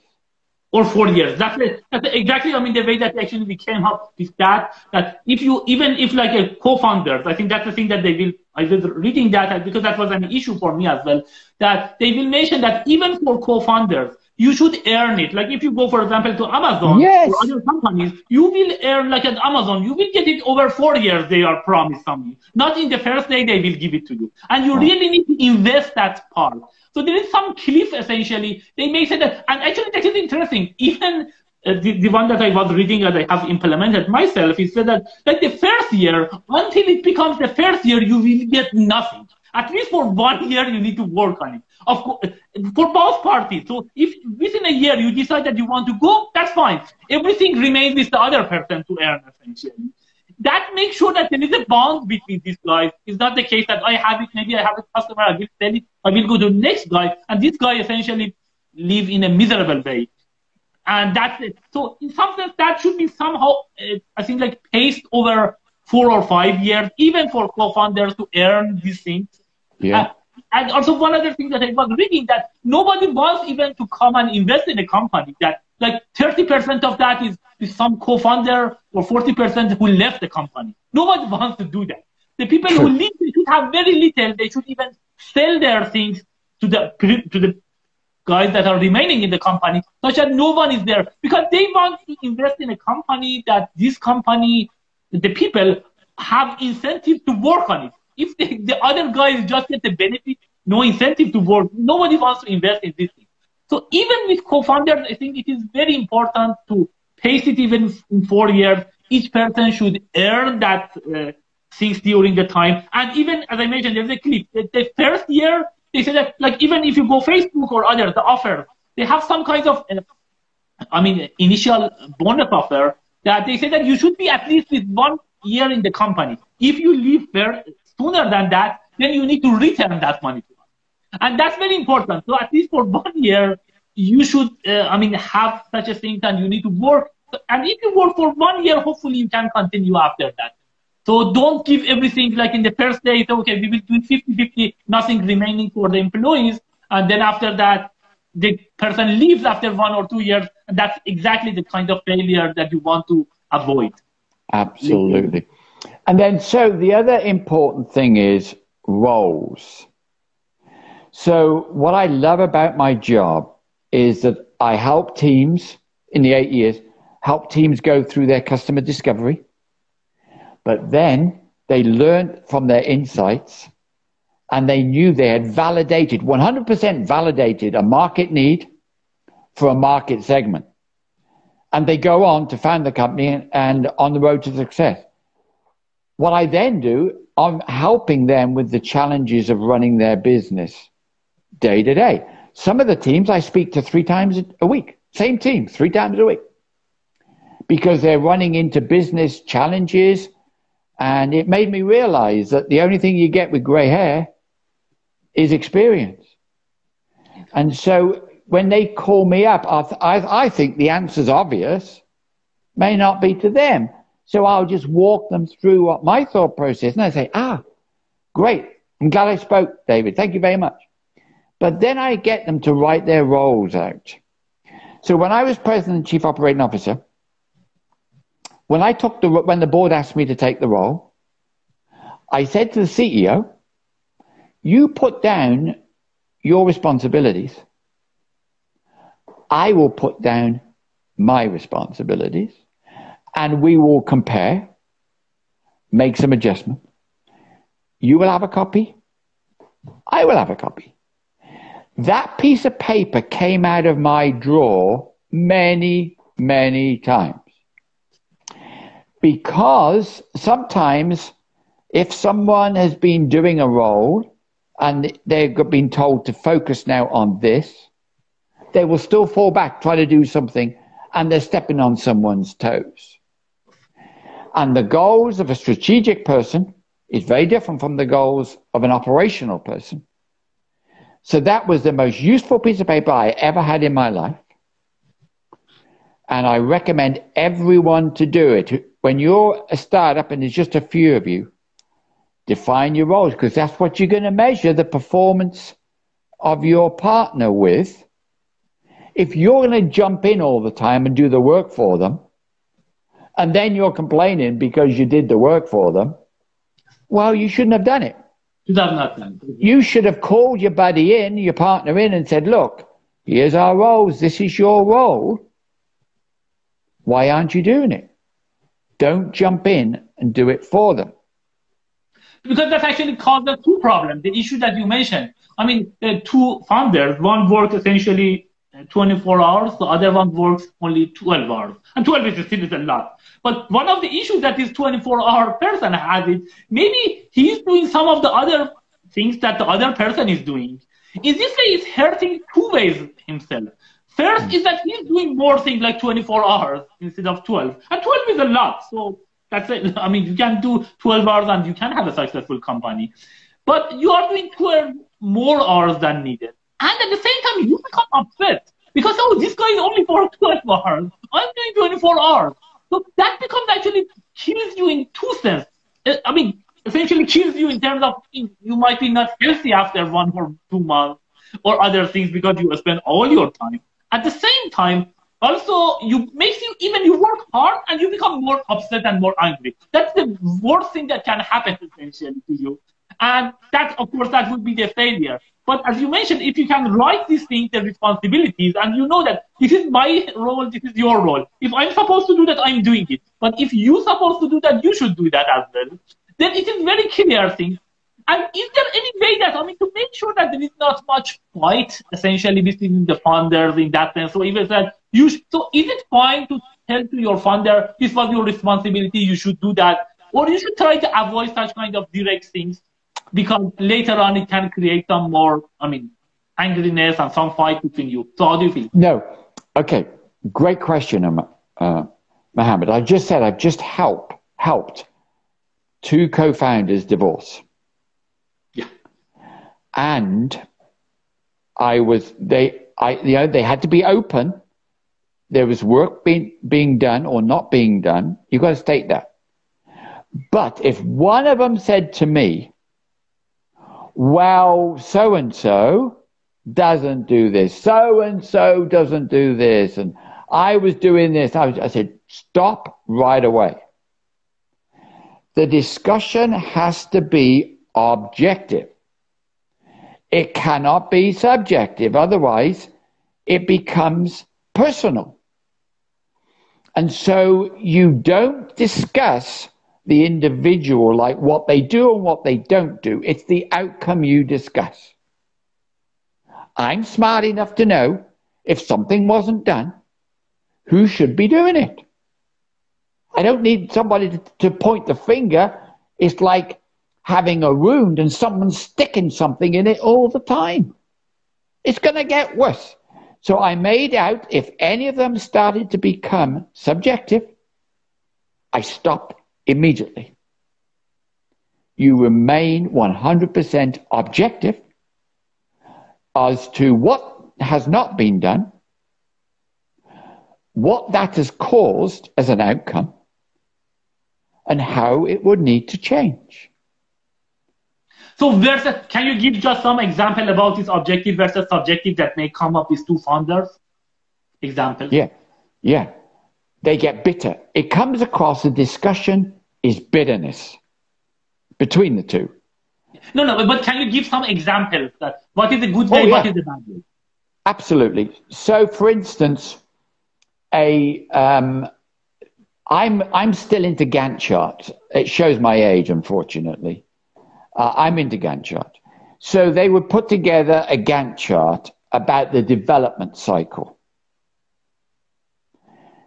And it becomes 2 years late. Sorry, what was the Gantt chart? Can you just explain that? Yeah, a Gantt chart is a development activity, the timeline, the next development activity, the timeline, and then you can immediately see if one is late, it's just going to snowball all the way through. But then eventually, if they all keep on track, you end up with a release date. Yes. So some kind of a scheduling, essentially. Yeah, and the thing is, Mohammed, you quickly learn those who are good talkers, those who may not talk so much but are good doers. Because it's pointless keep on talking about something when the Gantt chart's showing it's not being done. Exactly. So this is exactly the thing that you mentioned. Good talker versus good doer. That's actually very important. The person may talk. Yes, we are talking, but that's enough. We need to do it. Otherwise, we don't reach that thing. I think that's a very great point that you mentioned. Yeah. By the way, it's the same with employees. It's been my life. So even when an employee isn't working out, never subjective. They're a human being. We didn't come out of the same mold. We're all different. So don't be subjective because that becomes personal. Yeah, so sometimes you should not say, this is, I think, my understanding from the example. You should not mention to your founder, the co-founder, that, okay, you have not done this thing. That is, subjective. You essentially somehow offensive to the person. Say, okay, this should have been done. Let's see who was responsible for that and what can we do such that we can resolve this issue. What can we do to change it? Yeah. And then when nothing happens, you've got to take action. Otherwise, you're not going to have a business. You're not going to have a product. So I say, without product, there's no revenue. No revenue. Grants are not revenue, by the way. And so you need to have a product, and therefore, it's absolutely critical to get something out of the door. Actually, this connects. It is so great. So we will continue. If you want, we can start in 2-3 minutes. If you want to take a bathroom break, we'll start in 5 minutes.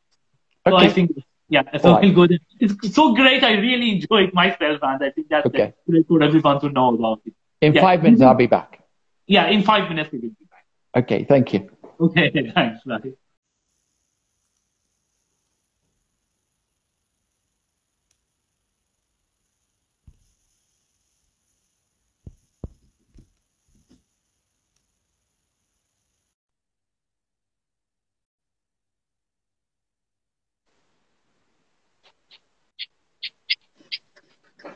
Good. Nice, David, actually. I think this is one of the lives that, I mean, I enjoy actually generally from the live, but this is, I think, one of the ones that I learned a lot from. And I think, I hope that, I mean, the audience will, I mean, that's the whole idea of, I mean, making this live such that they will learn about it. I enjoy it personally a lot. And thanks for, I mean, your time on these things. And I think the discussion that we have, this kind of friendly discussion actually is very important. That I have not, and this is not for the, we are not making it for just, I don't know, business things. We are making it for the education part. And one thing that so we are talking about startups, the failures, how you can have a successful one, and lots of other issues about a startup. And one thing that I like about, I mean, like especially your business, your background, your CV that you mentioned that you didn't actually build until maybe 12 years ago.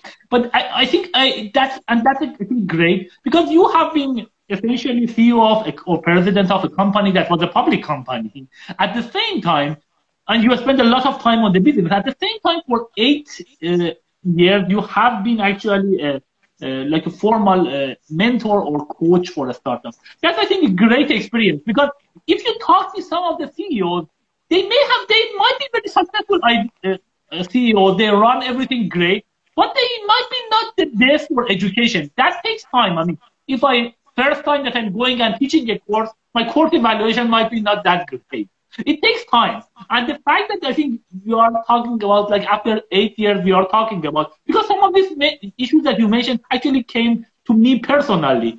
And I think that's very great points that we will discuss them. Hopefully others, they know in advance. Like the one that is the founder thing, that like it's really important to have it pace it the investment and not give it the first day, because that generally can cause lots of issues, unless in some certain circumstances. And the thing that you mentioned, that everyone should, I mean, I think there should be some agreement between the two parts, to funders and others. Talks about the responsibility, the shares that they will earn, invested over time, and all these things, because then everyone is on the same page. As you mentioned, that thing that you mentioned, this like paper that you have written this thing and you used it lots of the time. It's great actually to have these things such that you can use it a lot. Great. Okay, so I think we were talking about the failure. I mean, that's the thing that you mentioned about the discussion between this being not being subjective but being objective.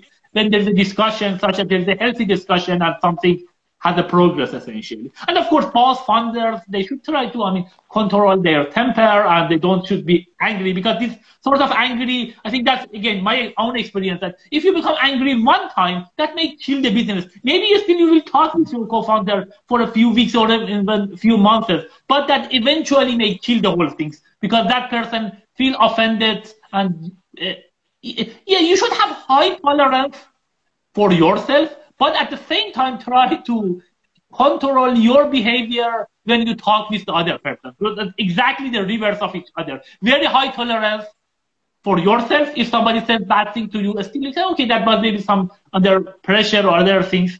At the same time, you should be as polite as possible to others. I think that maximizes your benefit as a founder, as a co-founder. What else? So we discussed about these things, like the money and other things for the failure. Any other things for the failure that you think come to your mind? Expectations are unrealistic. And I'll give you an example.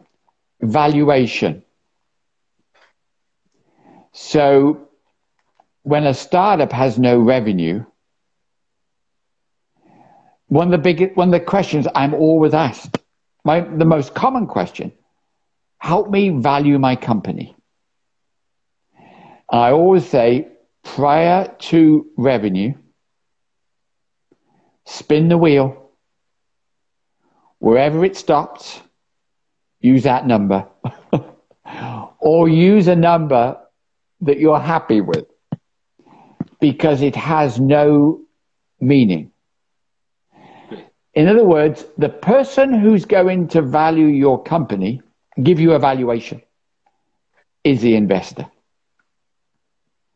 I had a team that recently got investor money from a institutional investor, actually, a big company. And so they were telling everybody, the team was, what their valuation was. And so I didn't say anything. And so the investor, institutional investor, said, we put your valuation at this amount. It was half what they thought it was. And so, no, we're not. And they were talking to me. They said, no, we're not accepting it. And I said, well, they're the ones who invest in. They know based on their experience the valuation of your company pre-revenue or just at revenue, actually. So there was no kind of revenue track record, which is where the valuation becomes a lot easier. And so they tried to negotiate up. And the institutional investor said, don't be cute. If you want the money, I'm ready to write the check. This is the valuation. If you don't like the valuation, we won't bother to write the check. And so people don't realize that. It's your first investors that really set your valuation when you're pre-revenue or just at revenue. You're not looking at 3 or 4 years of revenue, which shows growth, because then you can have a lot of input into what you think the valuation of your company is. By the way, by revenue, you mean just the total money that you will get or the actual profit you're talking about? Most investors look at revenue, and they look at both, but obviously revenue plays a big part. Yeah, because I think like Amazon, until, I don't know, 5 years ago or something, it had some loss. Even Uber, some companies like Uber recently became essentially profitable. To become profitable is much harder, I think. True. And actual fact, investors are aware of that. If you're doing the right things, you've got your market pricing right, then obviously the initial revenue is going to, is funding stuff. It's not going into the founder's pockets at all. It's funding development, funding market strategy, and they know that. And so there's a period when your profitability will be low, but if your revenue is growing and you're doing the right things, your profitability will eventually pick up. But if you're not making revenue to start with, then it's going nowhere. Good. So that evaluation is another thing that actually, that you mentioned. Is it correct? I mean, this is like the typical thing that they say, if you have some revenue, like 5 times that is somehow the valuation. Is it is there any number? No, I don't. It's very market based. Very market based. Look at healthcare. Healthcare is a tough market to get investment for because the return on investment is so long. I see. So it's linked to what your return on investment is going to be. I see. In the different areas, it might be different. Great. So I think that's like a great thing. So let me go and ask you about. I think one point that we mentioned, maybe we want to just briefly answer that. And some people actually ask this question. So if you want to hire, how do you hire? So you are a co-founder, you are deciding that, okay, you are people, you have some agreement between yourself, you are pacing your things. How do you go and then hire your first employees and after that, the future employees? In those early days, it is really, really tough because you can't pay them the market wage. Most teams, though, manage to hire someone good. What normally happens is they're not full-time. So they will ask for some kind of equity. Vested, maybe in a year or 2 years, because you want to make sure first they're capable of doing what they're saying they're going to do. So in that case, they're going to have to wait about 2 years before they get the equity. Dependent on them being able to do what they say they're going to do. So they're getting their income from a day job, and they're helping you in the evening, for them, they know if they help make it successful and they do what they say they're going to do, they have got equity. I mean, it's not a lot. It may be 1% or 1.5%. But it's a so you will get essentially, say, if you work for 2 years or 1 year, you will get, and again, part-time after your day job, you may get 1% of the company value. But after 1 or 2 years, if you are with the company, and of course, if you are not fired in some sense, or you did. Correct. So you're going to only fire them if they don't do the work. Obviously, it takes them longer than if they were full-time. But it is one way of getting around the problem that you don't have the capital. Unless you, as soon as you start getting revenue, or like I mentioned, the team that did the pre-orders and got investment, as soon as you get investment, you can start paying. It's not necessarily the top market rate, but it is something. Yes. And that's where you look at, like, obviously you need a CEO. You need sales, someone who's going to run the sales, drive the sales. Support, absolutely customer support. You can outsource, though. So you define what key tasks have to be done in the company. And really, those are the only ones you want to hire for in the company. The other ones you look to outsource. So it could be engineering, could be administration, like the books, the financial side, the financial bookkeeping. But you have to sit down and say, these are key tasks that we have to keep within the company. Other activities, because outsourcing, you don't have the same constraints if you have to stop someone, if you have to hold off on something. If you have somebody employed in the company, what you do, you have to lay them off. Whereas if you outsourcing, you just hold the contract. Correct, you just hold the contract. So that's important. That helps you get through it. But at the end of the day, remember, the most important asset you've got, is your customer. So always think, what can I do to keep my customer? That I really learned. I have with lots of, companies like, Google, Microsoft, IBM, AT&T, Amazon, Overstock, and lots of other. Also, I had this more like consulting. But one of the things that I learned a lot actually from Amazon, that was the only one that I saw that. Lots of discussion, everything about customer obsession and what does customer get. Actually, I mentioned to them that they should consider employees as their customers as well, and they should care more about them. But that maybe, that could be improved. But like about customer obsession and just think about customers, I think that's very important. And that would be the number one priority. Yeah, that's very important. Even I have not seen it, like that explicit, for example, at Google or other companies. And you can see sometimes the difference between the things that are presenting. But that's a great things that you mentioned about the customers and thinking this way. And I think that was, I'm also reading some place that said that don't try to fill the desk, try to fill the needs. And that's very important that, you don't, as you mentioned, write the roles that you really need. And based on that, go and try to hire. And if you don't get the right candidates, I think maybe you need to change the job descriptions, or maybe there is something wrong with it. Not just try to, if you don't do it to us, I think that's one other thing, that you really need to get the people who want to be fighter, very high bar, etc.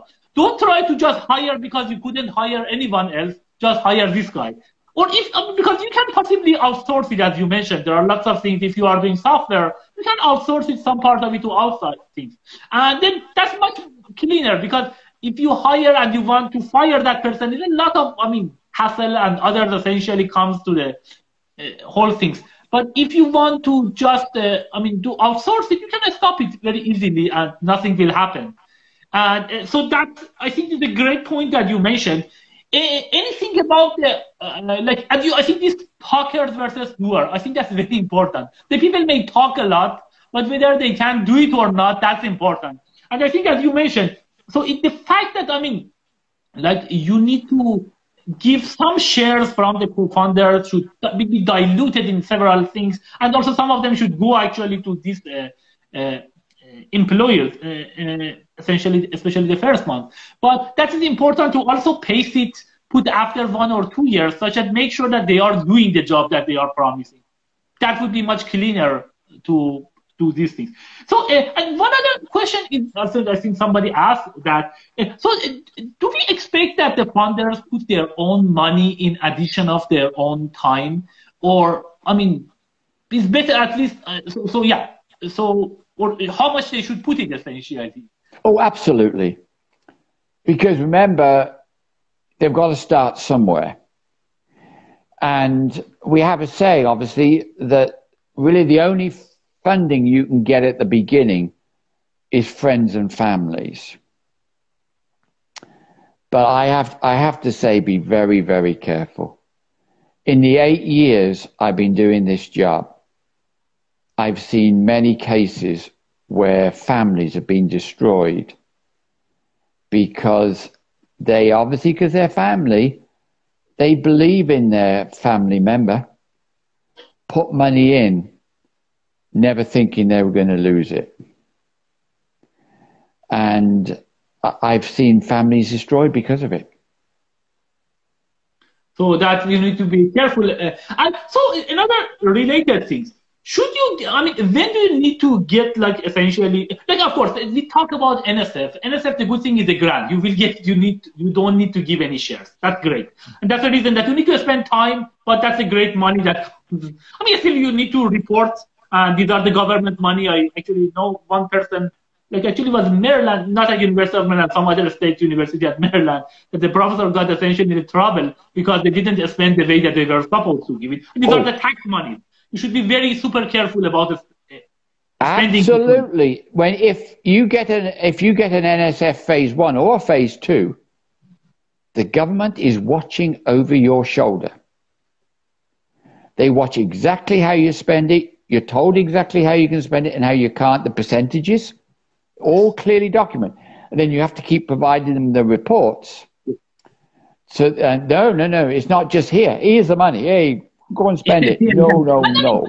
By the way, I expect, if I'm paying taxes, I expect that the government is doing that. Yes, sometimes I may get it as a funder, but at the same time, if I'm paying taxes, I expect actually that should be the case. And they should be very, I mean, tightly controlled on that. But anyhow, so that's some kind of money that if you do it right, then you don't need to give the shares. But so the question is that, like, what about the investors? When do you see, as early as you could get the money, should you get the money, or you should wait and, I mean, later? Because, I mean, if earlier you get some investors, they will probably want more shares from you, versus later on, if you spend your time for 1 year, you may essentially give them less shares. At the same time, the chances may go down, because if 1 year you didn't get the funding, maybe it becomes harder, the business goes go to failure, etc. When should you get the funding? As soon as possible, or wait? Wait. And the reason is very simple. When an investor invests in your company, they have one main interest. They want to exit with money.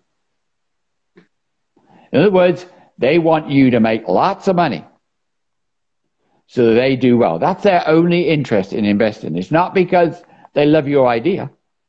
Great. It's not that they love you. They want to make money. So teams that have invested early, they will say to me, David, this investor stuff, you know, they want this, they want that. They call me up. They want an observer position on the board. Sometimes they want a position on the board. Sometimes they're just happy with an observer position on the board. And it's like you're carrying a weight on your shoulder.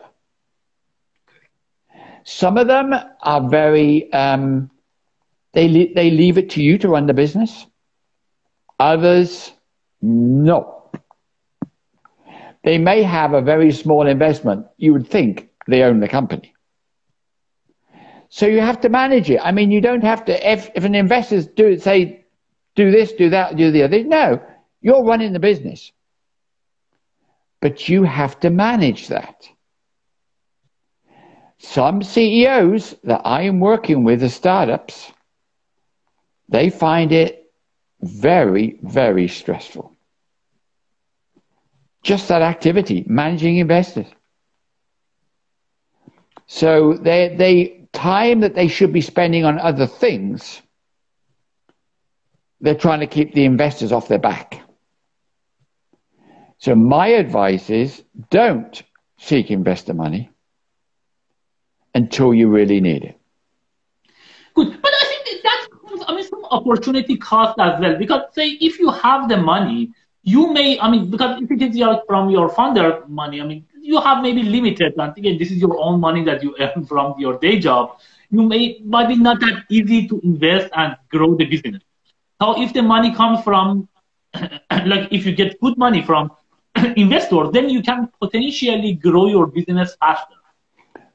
Well, what I would say on that, Mohammed, it comes back to your question, your point about the business plan.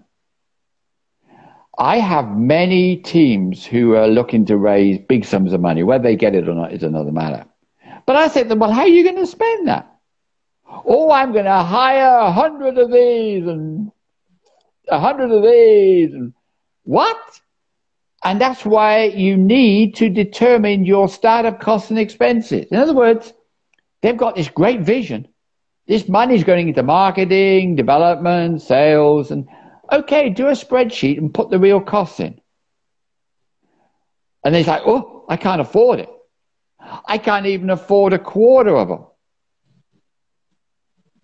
Correct, because that's where you analyze your costs, when you add all your costs in. And so your business plan, if they get money at all, if they get money, suddenly the business plans are going out the window. It's crazy. It's like, I've got money. Oh, now I'm going to do this. Now I'm going to do that. Well, sometimes the investors tow them in. But some investors don't look at it that closely. And I find you get money, a lot of the time the business plan is either forgotten, gone out the window, or has gone really crazy. Because what are you basing it on? If you're just building if you're just selling your product and getting revenue, it should really be spent on scaling.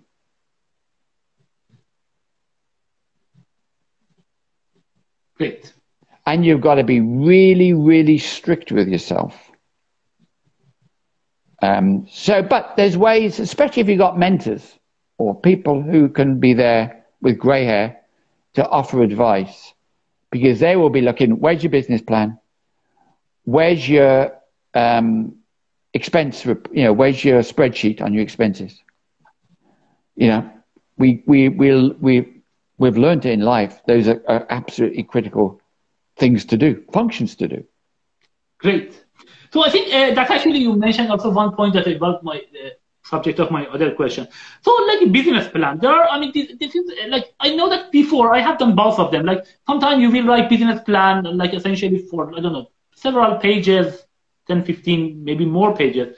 Nowadays it's more common to just prepare some slide deck.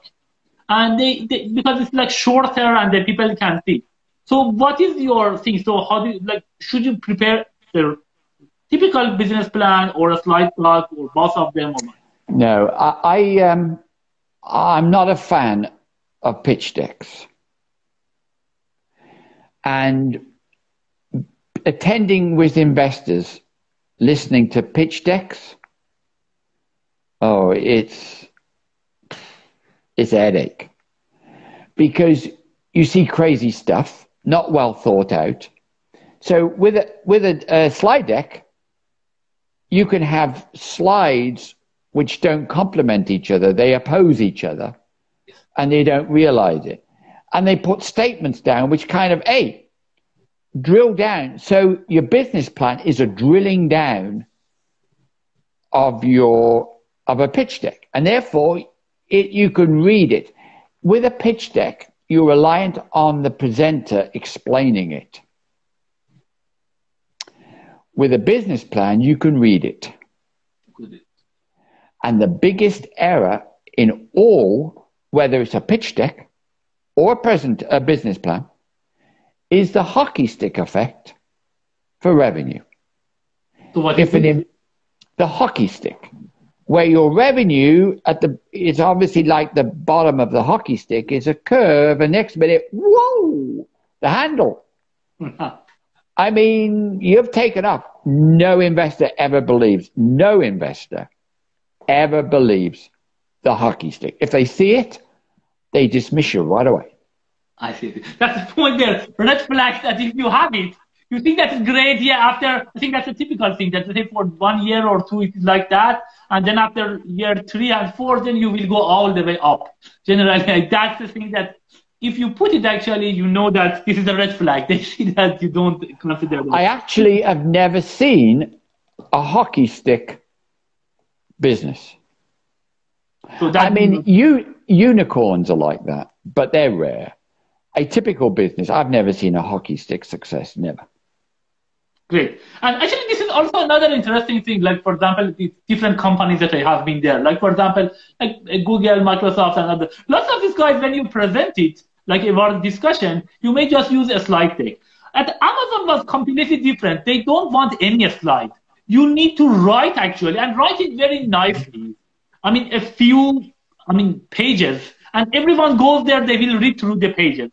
I mean, it's not ideal for everything, but I think the general idea that the people, everything is written and spend time on it, that's good. But I think that Amazon, there is this issue that the people it was too expensive, essentially. So some of this, it might be better to write a software and check it than you mentioned that how do you want to write this software and check it later.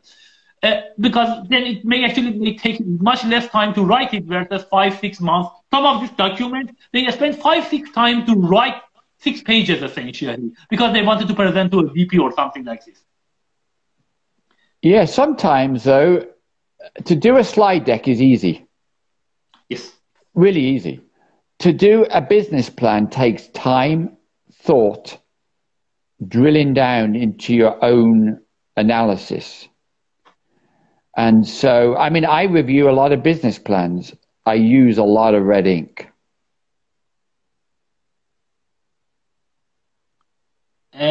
Great. Yeah, and I think, as you mentioned, that takes more time. So one other thing, the competitors. I think that's also a very important issue about the competitor. Who are the competitors? If there are some competitors, is it good or bad? How much you can spend to find all competitors? Okay. So when a team says to me, there is no competitor, I immediately say, wrong. Because if there's a problem, they have a workaround. That can be your competitor. It may not be ideal solution to workaround, but it's a competitor. And we always say that we in our ICAP teaching, the lead instructor, he has like a cartoon he shows. And it's 2 people running across a field together, chased by a bear. Okay? One says to the other, I hope we get to the gate before the bear. The other one says, I just have to get to the gate before you. Exactly. That is business. So in other words, competitors are good, really good, because you're going to learn from their customers the good, the bad, and the ugly about the competitor. You don't want to duplicate the good. You want to improve the bad or ugly. Exactly. So it shows you, it'll show you exactly from the customer's point of view, their customer's point of view, what they would like improved about that competitive product. Gives you some good markers to work to, some good insights to work to. And by the way, there's always a competitor out there. So if you don't think you got a competitor, you're not looking. Yeah, exactly. I think that's one of the things that I experience. Especially, I mean, now, even in the unicorn business and other type of things, if you look at it, almost any ideas that you have, there are 10 companies that they are doing that. And if you think that you are the thing, you are just the person that you don't want to see. There are lots of competitors, and you may not just find them yet because you cannot even search them. And it takes time. If you spend time, and as you mentioned, when you interview these customers, that's also one place that you can find the competitors. Because, oh, this is another company doing exactly the same thing. Did you know that? Or these things. And I think, this is, I think, the message that I got is that having competitors, as you mentioned, is actually not only not a bad thing, but a good thing. Because you can build on their failures and the places that they are not good. And you can actually do much better. But of course, I think it is important that you should spend time either for when you interview your customers or the time, such that you will see find the ugly and the failure places for them. That's the one that can help you to run your business in a much better way. Also, your competitor, it may not be their primary line of business. So when I was selling to the PTTs, we were selling echo cancellers, believe it or not, remove echo on long distance calls, on digital calls. So we were going into customers who already had like Nokia switches, because they work with a telephone switch, big telephone switch, I mean massive telephone switch. So there were people like Ericsson of Sweden, Nokia of Finland, Alcatel of France, who had switches with their own echo canceller on it. They had their own, but it wasn't the switch was their prime business. So although they were working on their echo canceller, it wasn't that good. It was DSP based, and we were using application-specific integrated circuits of our own. So we were better. So what we did, and this is kind of useful for the audience, most likely when you launch your business, you're going to have to initially sell it directly to the customer. So we sold to the PTTs. But when you keep going into Nokia's site or an Alcatel site or an Ericsson site, and they're telling Ericsson, Alcatel or Nokia to turn off their echo canceller, they don't want it because they're installing our equipment. They don't like it because they're having to unbundle their solution. And they become very protective of their customers. So I was selling into Nokia's accounts. I mean, we were unknown at that point, but we became very known. We became a brand recognition. And so they were saying to Nokia, when you next give it the next switch, the deliverer, these big switches for telephone traffic, don't include your echo canceller because we're not using it. We're using coherent. And like, oh, Nokia don't want. So they said to us, okay, could we use your technology, put it inside our switch without referring to your name? Absolutely you can. Suddenly, instead of me having to have salespeople all around the world, we licensed our technology to Nokia, who were a value-added reseller in that respect. Their orders were massive because they had their tentacles all around the world. They were a worldwide company, good company. Their tentacles, so wherever they were selling a switch, we automatically had our technology included. So the partnership element, I think, is eventually critical to the success of the company. Nokia was a very successful partner for us. Yeah. So I think great point that you mentioned. So in some sense, competitors are very good. Not only that you will learn the places that they are not that I mean they are not strong. They have a failure. They are bad or ugly places, such that you can build your business. But actually, these guys, if they are the big ones, they can be your partner later. Absolutely. You can use their power because they already have the market. So you can just license them and become partner, and you can have much more reaching, essentially, or reach out for the customer. And that can be actually a great opportunity. One of the presidents of Nokia, when we became a partner with them, said to me, I don't want my engineers to be fiddling, trying to improve the echo cancer to compete with you. I want them working on my core business. Exactly. So he said, you know, we want you to take care of the bit that our customers see you have the advantage. We weren't in the switching division at all, so we were not a competitor in that respect of their switch. Only in this one element of the echo canceller, Nokia stopped their development of the echo canceller, partnered with us. It was an awesome partnership. Yeah. Lasted 8 years. Yeah, so I think this was actually come to this word of Mark Zuckerberg. They said that, I mean, I think they had some critics about this. He said that we don't compete with other businesses, we just buy them. So that's exactly the thing. So if it is the case, if you are competing with Facebook, there's a good chance that actually they will buy you. And of course, I mean, maybe buying is not the best thing.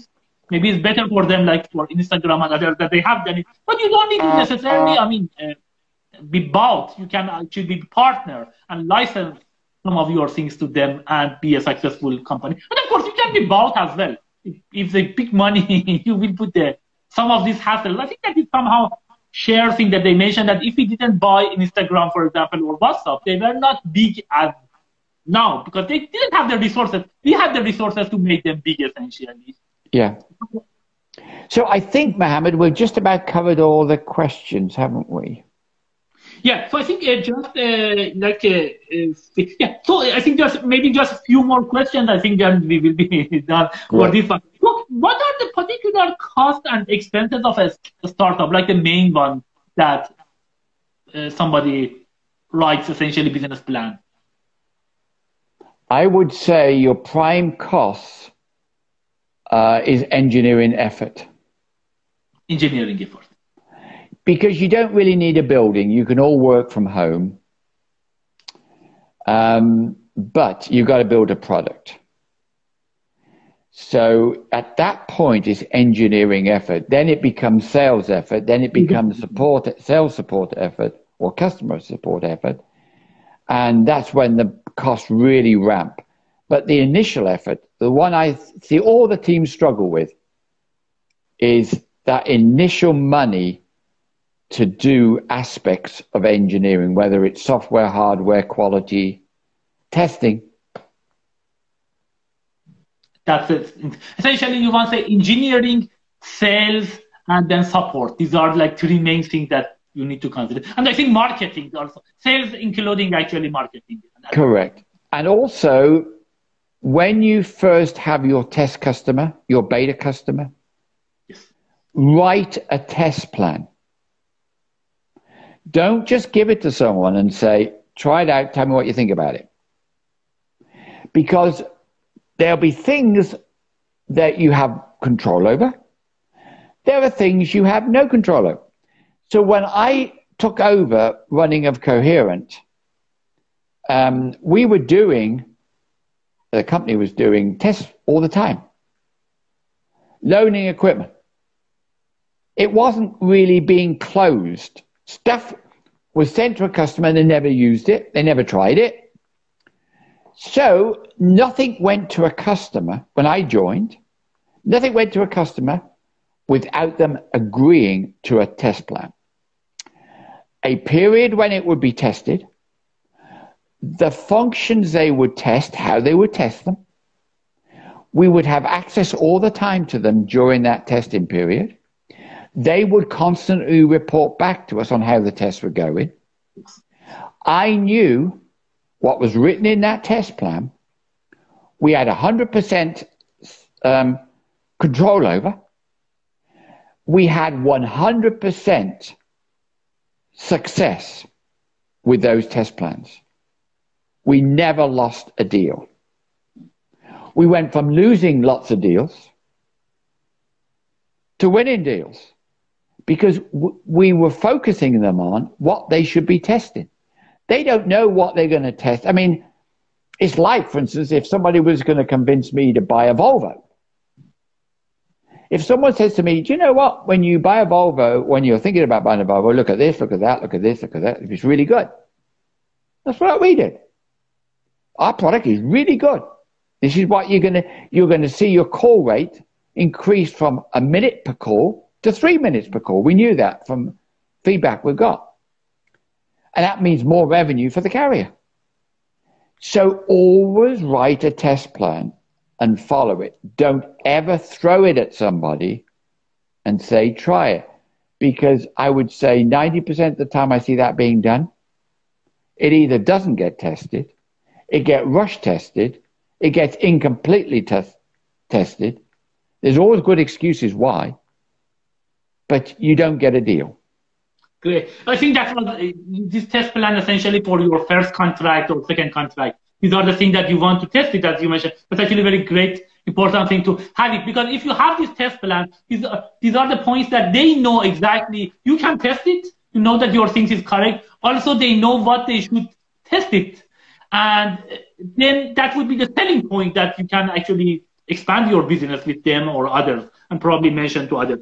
Great. So I think one thing that is probably the last type of questions. So is that this think about? I mean, this also includes some minority. So if I'm a minority, I mean woman, or I mean African American, or other type of minorities, or like a general person.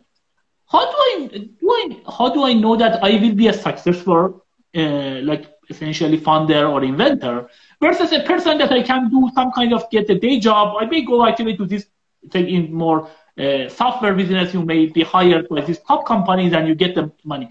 How do I know that should I go this path of being an inventor and essentially founder of a company versus working on some of these big companies? What are the characteristics that I should see in myself that I decide? And also, I mean, if I'm from minority group, are there more obstacles for me and others?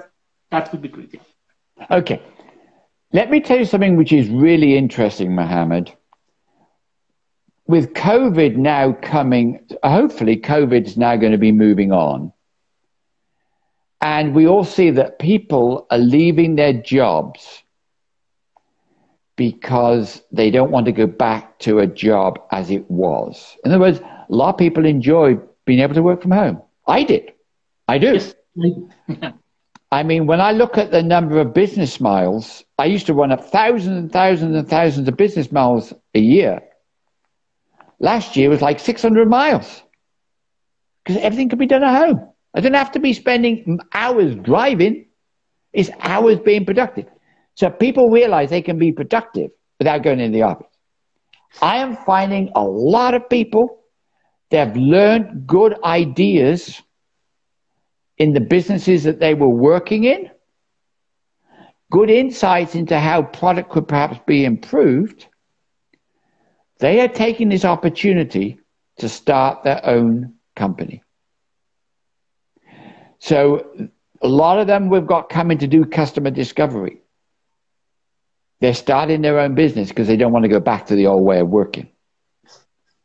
And as long as they do it by not thinking, oh, well, you know, my old company didn't do this for these companies. I think if I provided this type of solution in this particular market, I could be on a winner. Don't take that risk. Spend time doing customer discovery, whether it's just a short program, the NSF regional, or the ones that the states run, because you need to test it. But well done for those who decided to take the initiative, because to be a good, successful entrepreneur, you've got to be focused, determined, coachable, knock down any roadblock that you come across. And so, I mean, in this case, I mean, is there any difference between this, like for minorities, like again, I mean, different type of minorities, like women or like, for example, African Americans and others. So, have you coached them before? So, is there any advice that you give to them? And how do you see the business? Does it make that much difference if you are from minority? It never did for me. So, when I was running Coherent, I had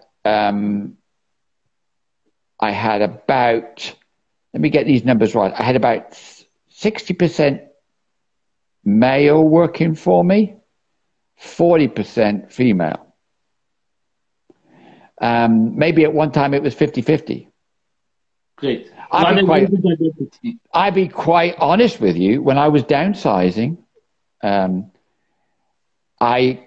I found women were more focused and got things done. Sometimes the guys would be spending a lot of time talking without doing. Women tended to be doers. Exactly. So when I had a difficult choice, sometimes it was a woman who won through because I knew that that person was a doer. Regarding their race, again, I was very open. I mean, race played no part in it at all. To me, it was their ability, their enthusiasm. So I had African Americans in very senior positions in the company, as well as Caucasian. And that's how it should be. It should be their ability versus their gender or their race. Yeah. So that in that sense, doesn't matter who you are, as long as these components that David mentioned, I mean, you have enough enthusiasm, you are essentially a fighter, because that's the thing that no roadblock should stop you. I tell you a really amusing incident. So, not with Nokia. There was a time when we had to change the structure of the company. So I put a woman in charge of engineering for Nokia. Nokia said to me, well, David, you know, we're used to doing these men things. Like when they come over, when we come over, we kind of bond. It's going to be difficult. I said, no, it's not going to be difficult. It'll work out. So this woman, this lady I had, she was brilliant. One day she walked in and said, Nokia's coming over. I want to take them whitewater rafting in West Virginia. Do you mind I said, go ahead, you know, just bill it all to the company. This sounds awesome. So she said, yeah, I'm going to take them on the roughest rapids in West Virginia, and we'll talk business at the same time. When they came in, the Nokia people, afterwards, the next day, oh, how did it go? Whoa, I've never done whitewater rafting before. I've hurt my arm, I've hurt my leg. I thought, oh, this man stuff is kind of insignificant. Exactly. And so it's perception, unfortunately.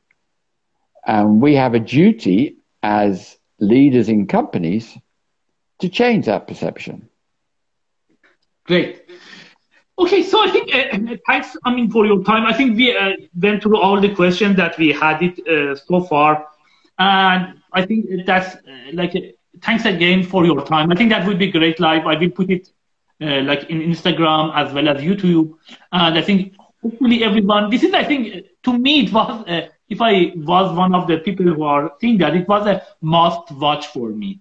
This set of talk that we talked, because it was very useful for me. Hopefully others will find it useful as well. We will put it, and then hopefully people will enjoy more when they watching it. And I think thanks for your time. We might have some other things later on about some other later stages. We can talk more about it. But I think it was a great set of information. It's relatively short, because the startup is a very vast area, and we have around less than 3 hours discuss lots of these things that hopefully will be useful for lots of people. And these are educational part, not we are not doing advertisements for this. These are more absolutely educational side. I think that's the beauty of this type of life. Yeah. So thanks again for your time. I really enjoyed, and we will talk more on that. Thank you very much, Mohammed. Thank you also for all those who have been listening in. Thank you so much for your time. Bye-bye. Bye-bye. Thanks a lot. Bye-bye.